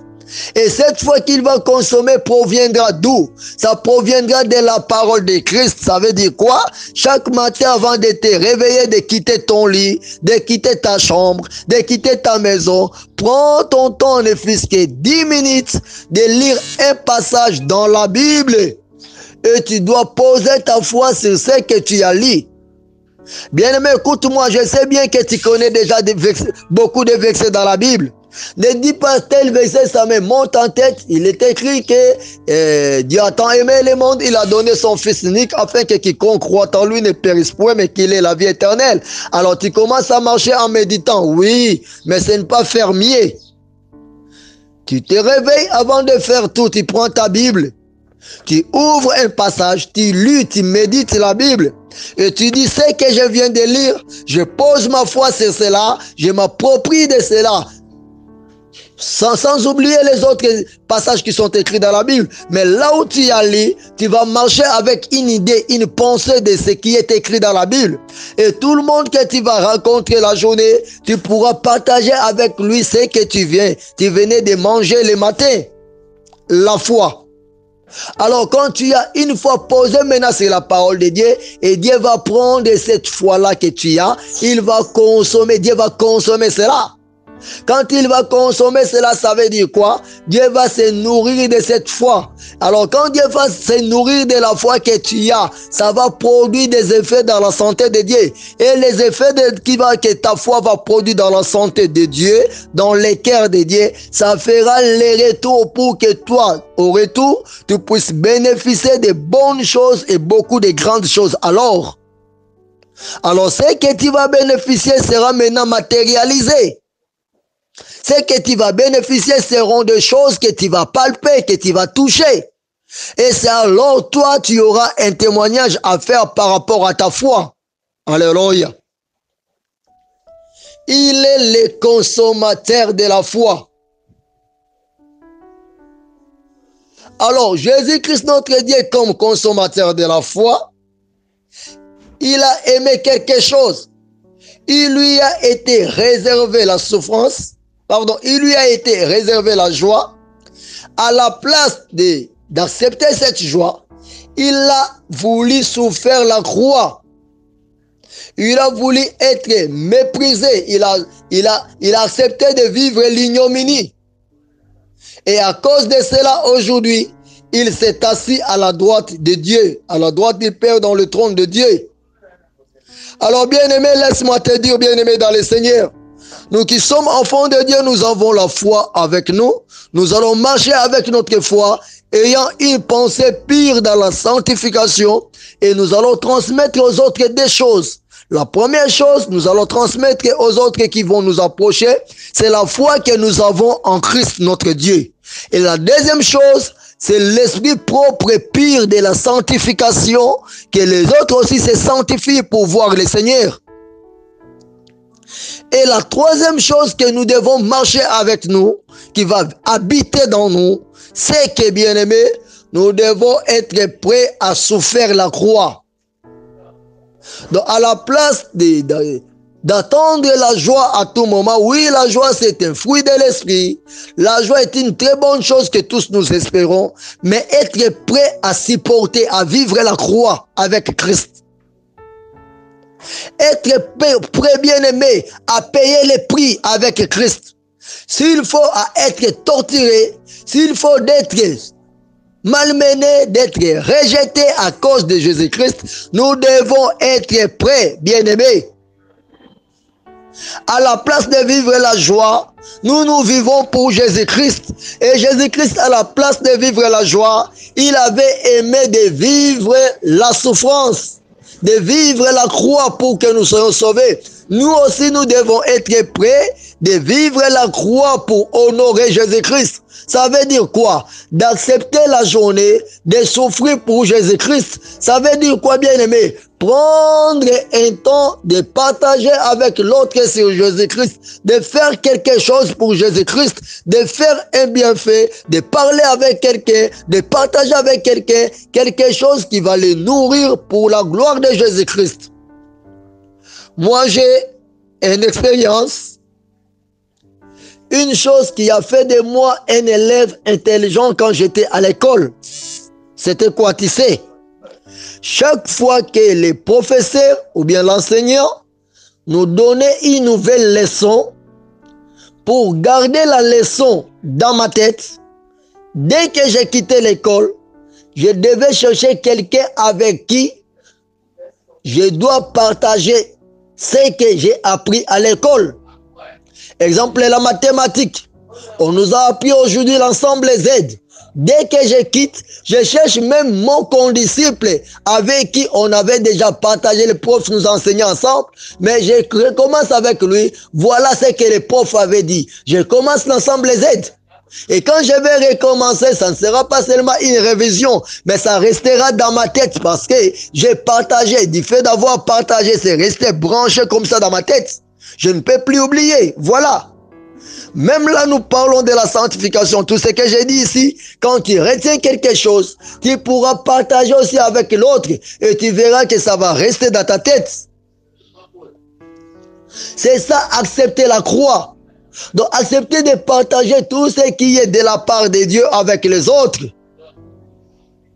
accepter de souffrir pour Christ, je suis prêt. Quand je mets un pas dehors, tout peut m'arriver, mais moi je ne serai pas éteint, je marcherai avec Christ et je partagerai avec tout le monde ce que Dieu partage avec moi. Il est le consommateur de la foi, il a accepté la souffrance et parce qu'il a accepté la souffrance, il est assis aujourd'hui au trône de Dieu à la droite du Père. Bien-aimé, quand tu vas accepter de souffrir avec Christ, peu importe ce qui peut t'arriver, tu te mettras à côté de Dieu, à la droite de Dieu. Dieu sera là avec toi, il marchera aussi à tes côtés. Et un jour, au trône de Dieu, tu seras là avec Dieu. Gloire à Jésus-Christ. Que le Seigneur te bénisse, bien-aimé. Donc, marche avec l'esprit de la sanctification. La foi que tu as, soit un esprit pur, que personne ne puisse détruire tes pensées, ta façon de faire, de voir. Loin de toi la corruption, les péchés et les manœuvres qui t'éloigneront du Seigneur Jésus-Christ. Soit marche avec un esprit rempli dans la sanctification, dans la sainteté, et c'est toi qui dois transmettre aux autres ce que tu crois, ce que tu penses, et ce n'est pas aux autres de venir te transmettre ce qu'ils ont de mauvais. La parole du Seigneur. Ça, c'est l'exhortation, la prédication pour ce matin. Marchez toute la journée avec ça et que le Seigneur Jésus-Christ vous bénisse. C'était le vôtre, le pasteur Alain Ngoma. Commencez une bonne journée avec le Seigneur au nom de Jésus-Christ. Amen. Et maintenant, nous avons un autre sujet que nous allons débattre. Quand nous allons ouvrir le groupe, je vais mettre la première partie de mon témoignage jusqu'à la première partie et nous allons partager aujourd'hui comment avoir un esprit positif par rapport aux orientations de Dieu. Alors, je vais revenir. Je finis avec la parole de Dieu. Commencez une bonne journée dans la présence du Seigneur au nom de Jésus-Christ. Amen. C'était le pasteur Alain Ngoma. Que le Seigneur Jésus-Christ vous bénisse. Je disais, si tu m'as un homme de Dieu, parce qu'on ne se voit pas comme ça, il y a de ces gens-là qui nous prêchons la parole de Dieu, mais ils vivent dans les désordres. La parole de Dieu devient un formalisme, mais pas une vie profonde qu'il est en train de vivre et de pratiquer. Bien-aimé, écoute-moi. Ce n'est pas à nous, les hommes de Dieu, que tu es tenté de mentir. Tu mens à notre Dieu, or que tu ne peux pas mentir Dieu. Tu finiras par mourir comme Anania et Saphira. Laisse-moi passer maintenant dans le deuxième côté, la deuxième verge. J'avais parlé de la première verge. Et la deuxième verge, je dirais, c'est quoi? Dieu va te donner le temps. Il ne te donne pas une chicotte. Il ne te donne pas une discipline. Mais il te laisse la liberté d'aller et de faire ce que tu veux. Mais ça va te rattraper un jour dans l'éternité. Donc sur la terre, tu ne vis pas la verge de Dieu. Mais tu vas la vivre dans l'éternité si tu n'arranges pas. Je donnerai un exemple. Lisons. Dans le livre de Jean, chapitre 8, nous connaissons bien l'histoire là de la femme qui a été surprise à flagrance dans le délit d'adultère. Jean chapitre 8, le premier verset jusqu'au 11e verset. Non, Jean 8, verset 1 jusqu'au verset 11, nous connaissons bien cette histoire. Cette femme, elle a été surprise à flagrance d'adultère. Les pharisiens et les scribes sont venus avec la femme devant Jésus-Christ. Jésus-Christ a dit à ces pharisiens, qui de vous n'a pas commis le péché, qu'il jette la pierre sur cette dame. Tout le monde, la Bible dit, accusé par leur conscience, chacun a pris sa voie, sa route, il est parti. La femme est restée seule avec Jésus-Christ. Alors, par rapport à ma prédication, qu'est-ce que Jésus-Christ avait dit à la femme? Femme, où sont ceux qui t'ont condamné? Où sont ceux qui t'ont condamné? C'est ce que Jésus-Christ avait dit à cette femme. Alors, il y avait personne là qui avait condamné la femme, qui pouvait rester là avec la femme devant Jésus-Christ. Alors, Jésus-Christ a continué à dire à la femme, verset 10, Jésus s'étant relevé, Jean 8, verset 10, Jésus s'étant relevé et ne voyant plus que la femme, Jésus lui dit, femme, où sont ceux qui t'accusaient? personne t'a-t-il condamné? Verset 11. Elle répondit, non, Seigneur. Donc la femme a reconnu qu'elle parlait avec un Seigneur, avec un maître, avec quelqu'un qui lui a sauvé. Voilà maintenant Jésus ce que dira le Seigneur Jésus-Christ. Et Jésus lui dit, Jean 8, 11, je ne te condamne pas non plus. Va et ne pêche plus. Voilà. Jésus-Christ n'a pas condamné la femme pour dire quoi? Est-ce que la femme avait bien fait d'avoir tombé en adultère avec un mari d'autrui? Non. Mais Jésus-Christ a voulu dire ça à la femme pour dire à la femme, maintenant comme tu me vois là, je suis capable aussi de te condamner comme Moïse l'avait fait à la loi. Mais moi je ne te condamne pas maintenant. Je t'accorde le temps, la grâce, va librement. Tu vas là où tu vas, je ne serai pas avec toi. Mais là où tu vas, ne pêche plus.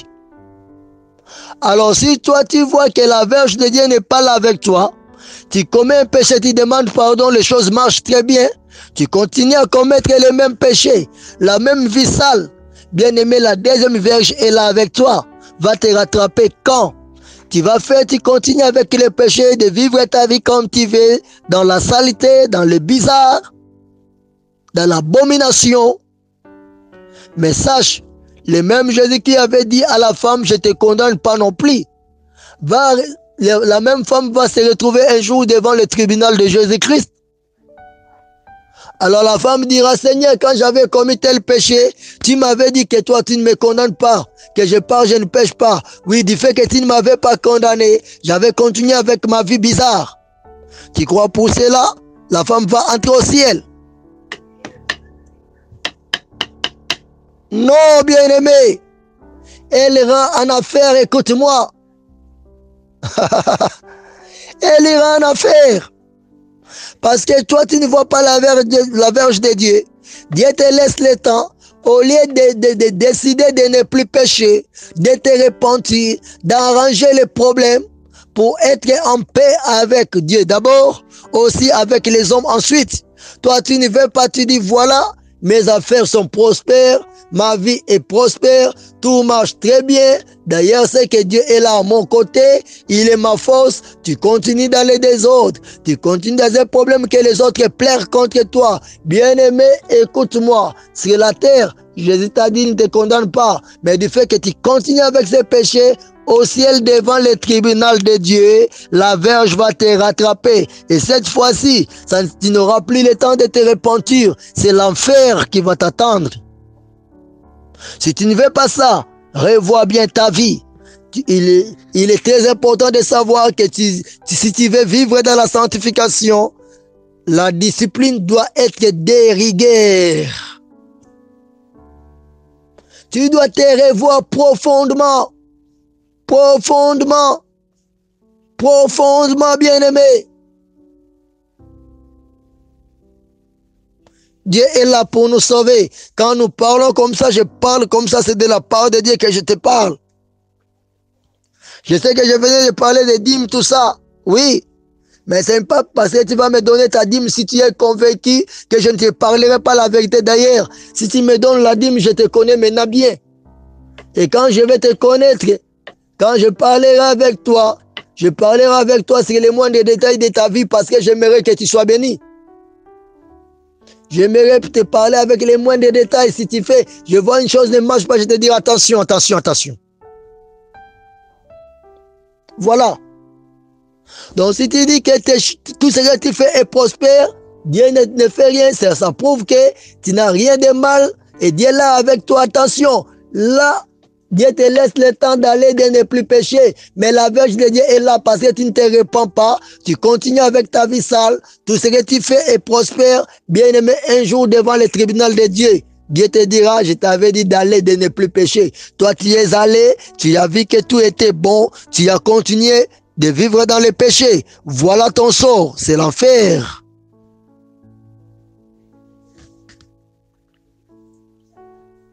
La Bible dit, Hébreux, chapitre 12, verset 8. Mais si vous êtes exempts du châtiment auquel tous ont part, vous êtes donc des enfants illégitimes et non des fils.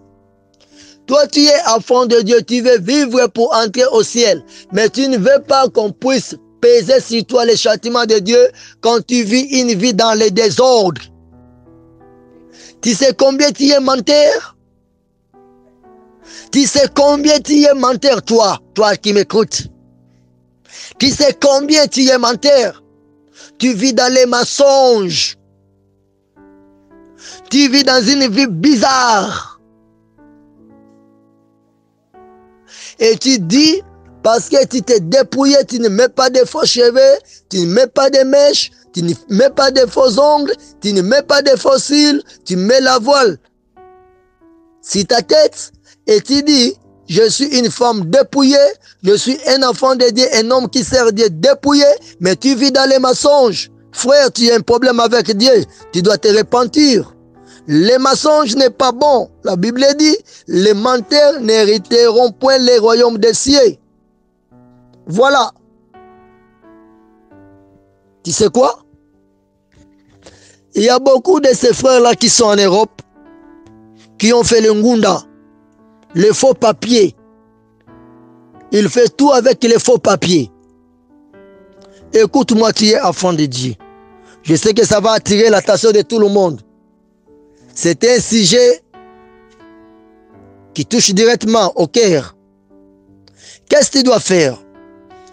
Tu étais un enfant de Dieu, il t'est arrivé de te défendre avec les faux papiers. Demande pardon à Dieu. D'abord, reconnais que ce que tu avais fait n'est pas bon. Demande pardon à ton Dieu. Je reconnais une histoire que j'avais attendue. Je ne sais pas si c'est vrai ou faux. Peut-être que tu l'as déjà entendu. Qu'un frère avait des faux papiers. Il est allé à la police, il leur dit en Europe toujours, je ne sais pas si c'est dans quel pays, que non, ce que j'ai fait, je suis ici avec les faux papiers. Je suis venu me dénoncer, je mérite la punition. Alors, c'est à vous de juger.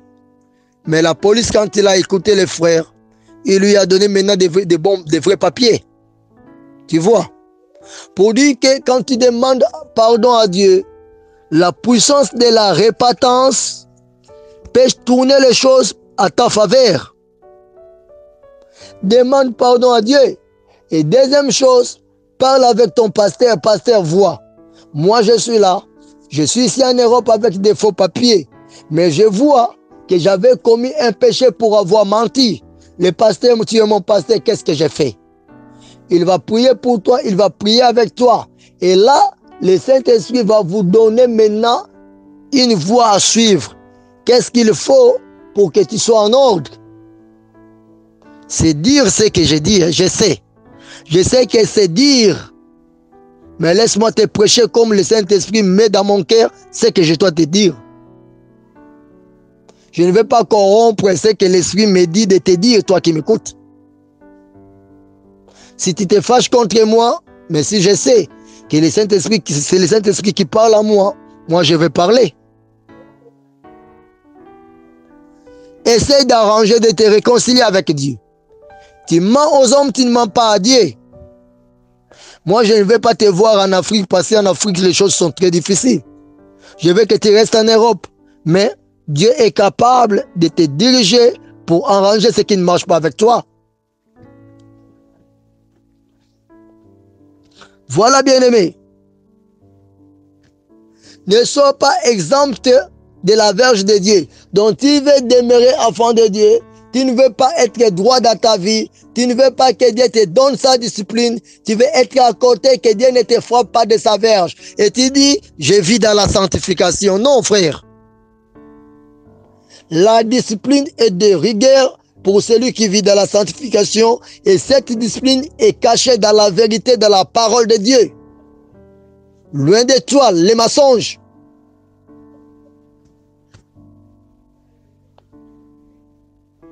Hébreux chapitre 12, verset 9. D'ailleurs, puisque nos pères selon la chair nous ont châtiés et que nous les avons respectés, ne devons-nous pas à bien plus forte raison nous soumettre au Père des esprits pour avoir la vie? Tu avais ton papa vivant sur la terre, il t'avait châtié pour un problème ou bien quelque chose. Il t'avait donné quelques coups de chicotte. Mais tu as toujours respecté ton papa, tu le appelles papa jusqu'à aujourd'hui s'il est vivant. Mais pourquoi tu ne veux pas quand Dieu te châtie, tu t'énerves? Quand Dieu te reprend, tu t'énerves, tu commences à parler n'importe quoi.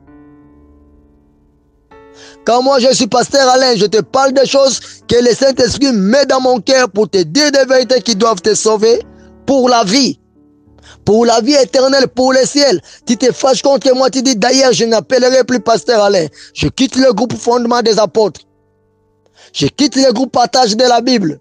D'ailleurs je ne le suivrai plus jamais, même sur YouTube ou bien comment. Pourquoi tu te fâches contre moi? Est-ce que je dois corrompre la parole de Dieu que Dieu a déposée sur mes lèvres? Non. Si Dieu se sert de moi pour te remettre dans la bonne voie, c'est parce que Dieu veut que tu aies la vie, et la vie éternelle, qui n'a rien à voir avec la vie sur la terre. Je suis un simple instrument inutile que Dieu s'est servi pour te dire la parole qui va te sauver. Voilà. La sanctification consiste aussi à redresser le peuple de Dieu pour qu'il soit discipliné afin que le jour que le Seigneur Jésus-Christ reviendra, qu'il trouve que nous qui sommes ses serviteurs, nous lui avons préparé une épouse qui est sans reproche, irréprochable, qui est sans tache, qui est irrépréhensible.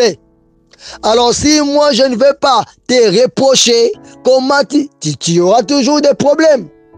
Je dois te préparer pour que tu deviennes irréprochable, sans tâche. Voilà, c'est pour cela que je peux me permettre de te dire toutes les vérités jusqu'au-delà. D'ailleurs, aujourd'hui, nous avons l'émission La femme chrétienne et la famille. Maman Moklisope Libota. Nous allons parler d'autre chose par rapport à la famille. Waouh! La sanctification. La discipline pour bien vivre dans la sanctification. C'est ça les sous-thèmes.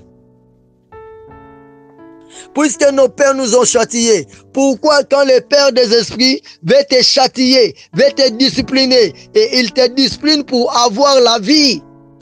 Il veut te donner sa discipline pour que tu aies la vie de Dieu en toi. Et si le pasteur Alain est utilisé par Dieu pour te ramener dans la bonne voie, non pour te tuer, non pour te faire mourir, non pour te faire périr, mais c'est parce qu'il veut que la vie de Dieu demeure en toi, bien-aimé.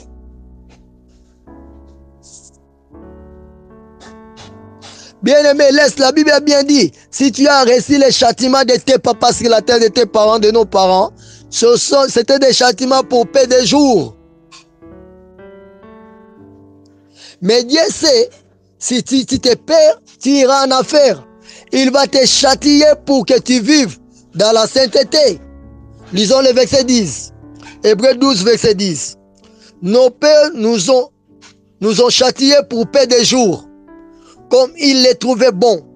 Mais Dieu nous châtie pour notre bien, afin que nous participions à sa sainteté.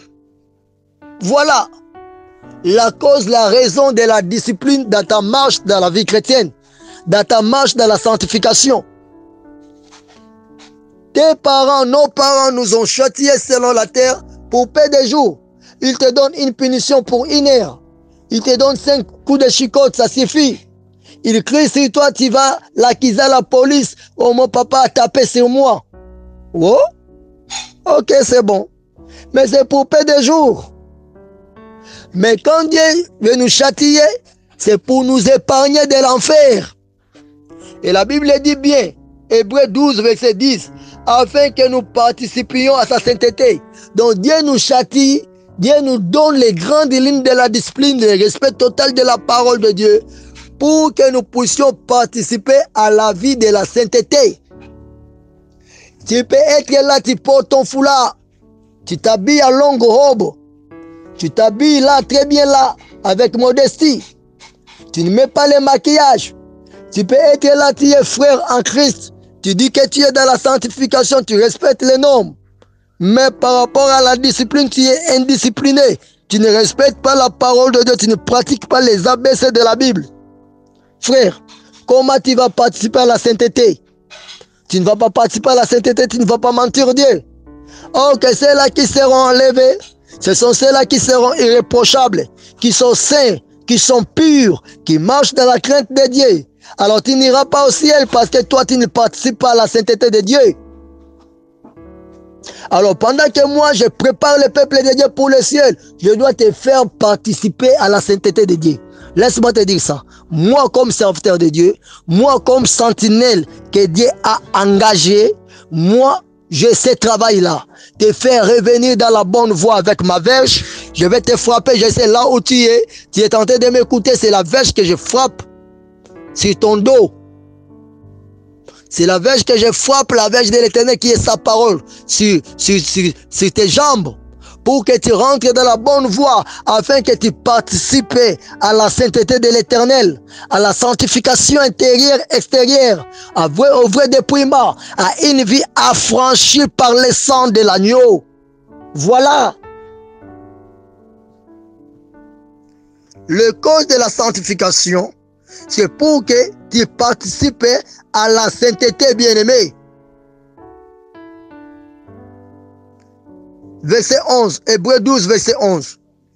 Il est vrai que tout châtiment semble d'abord un sujet de tristesse et non de joie, mais il produit plus tard pour ceux qui ont été ainsi exercés un fruit paisible et de justice. Tout châtiment, bien-aimé, semble être d'abord un sujet de tristesse et non de joie, mais il produit plus tard, pour ceux qui ont été ainsi exercés, un fruit paisible de justice. Donc quand Dieu te donne des instructions comme ça, quand je te parle comme ça produit la tristesse, ça fait mal à la tête, au cœur. Mais quand tu vas pratiquer ce que je te dis, tu verras que ça va produire un fruit de paix et de justice pour la gloire de Dieu. Tu vas comprendre que la parole de Dieu que je t'annonce, que tu reçois aujourd'hui avec souffrance, avec douleur, ça va produire pour toi la paix et la justice de Dieu pour aboutir à la vie éternelle. Voilà, bien-aimé.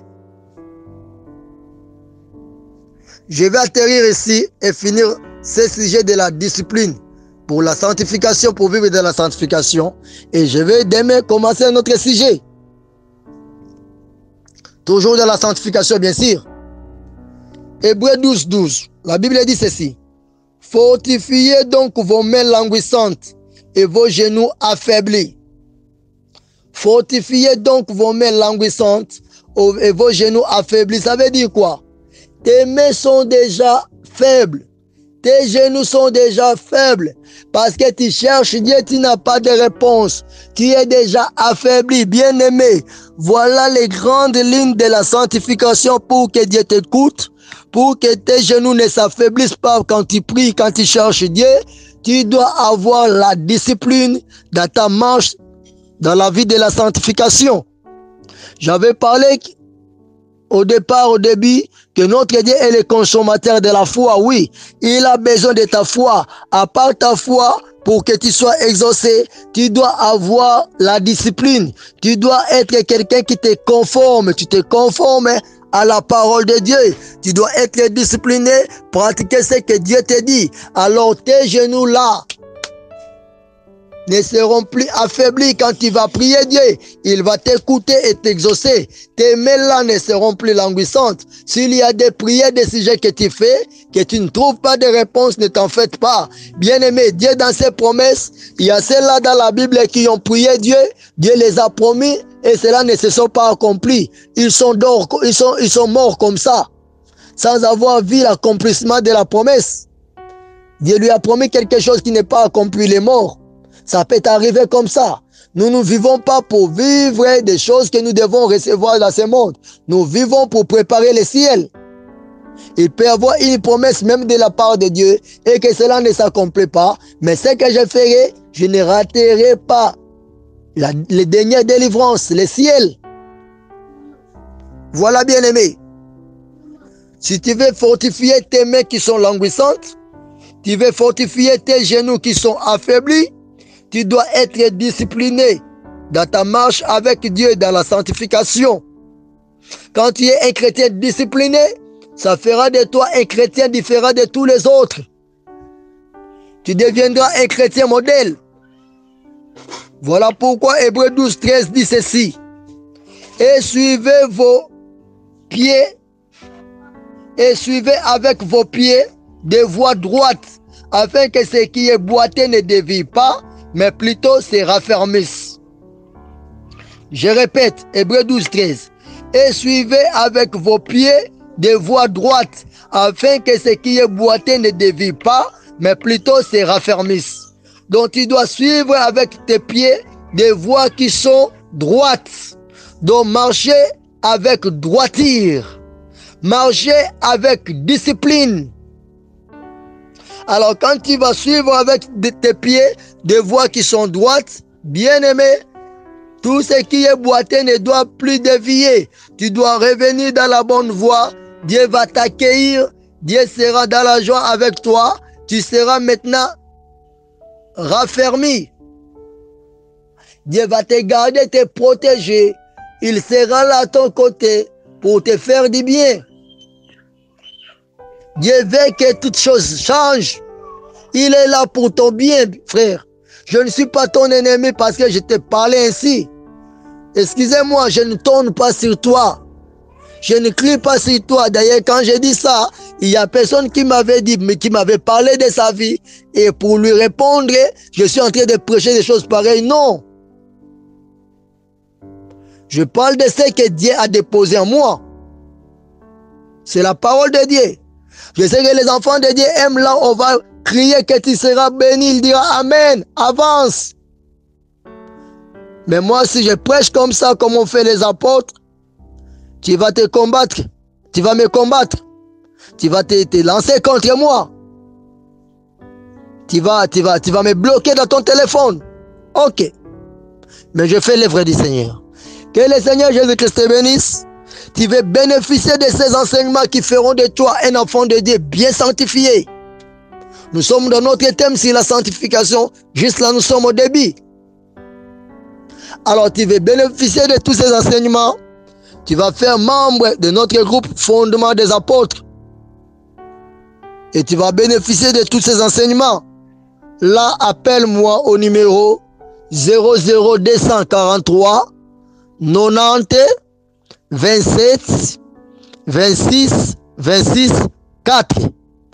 00243 90 27 26 26 4. Tu vas bénéficier de ces enseignements qui fera de toi un enfant de Dieu affermi, qui doit vivre sa vie dans la sanctification pour entrer au ciel. Que le Seigneur Jésus-Christ vous bénisse. Demain, nous aurons la suite des enseignements. Que Dieu vous bénisse. Demeurez bénis au nom puissant de Jésus-Christ. C'était le pasteur Alain Goma qui est avec vous. Que la paix du Seigneur Jésus-Christ et cette parole puisse briser votre cœur afin que vous deveniez une nouvelle créature. Et je prie ainsi au nom de Jésus-Christ. Prions. Seigneur Jésus-Christ, je te dis merci. La Bible dit quand tu parles, ta parole est une épée à double tranchante, capable de changer, de séparer les os avec la chair. Seigneur Jésus-Christ, mon Dieu, que tout celui qui a écouté cette parole, qu'il ne devienne pas un rebelle, mais que le Saint-Esprit puisse toucher son cœur, afin que la parole puisse changer sa vie, pour qu'il devienne une nouvelle créature. C'est pour cela que tu parles par moi, pour que ton peuple soit préparé pour le ciel. Laisse que cette parole donne la vie à tout celui qui va l'écouter. Je sais que beaucoup de gens, les diables vont les utiliser pour qu'ils puissent juger et attaquer cette parole. Mais Saint-Esprit, ceux que tu veux qu'ils soient sauvés, utilise-les pour les salir de leur âme. Merci Seigneur Jésus-Christ. Bénis tout le monde qui a écouté cette parole. Permets Saint-Esprit que cette parole soit pratiquée et que les âmes soient sauvées pour le ciel. Au nom de Jésus-Christ, toi qui parles pour nous sauver.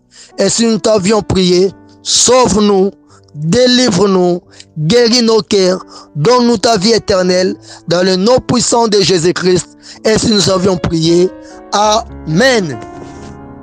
Amen. Demeurez bénis au nom puissant de Jésus-Christ. Amen.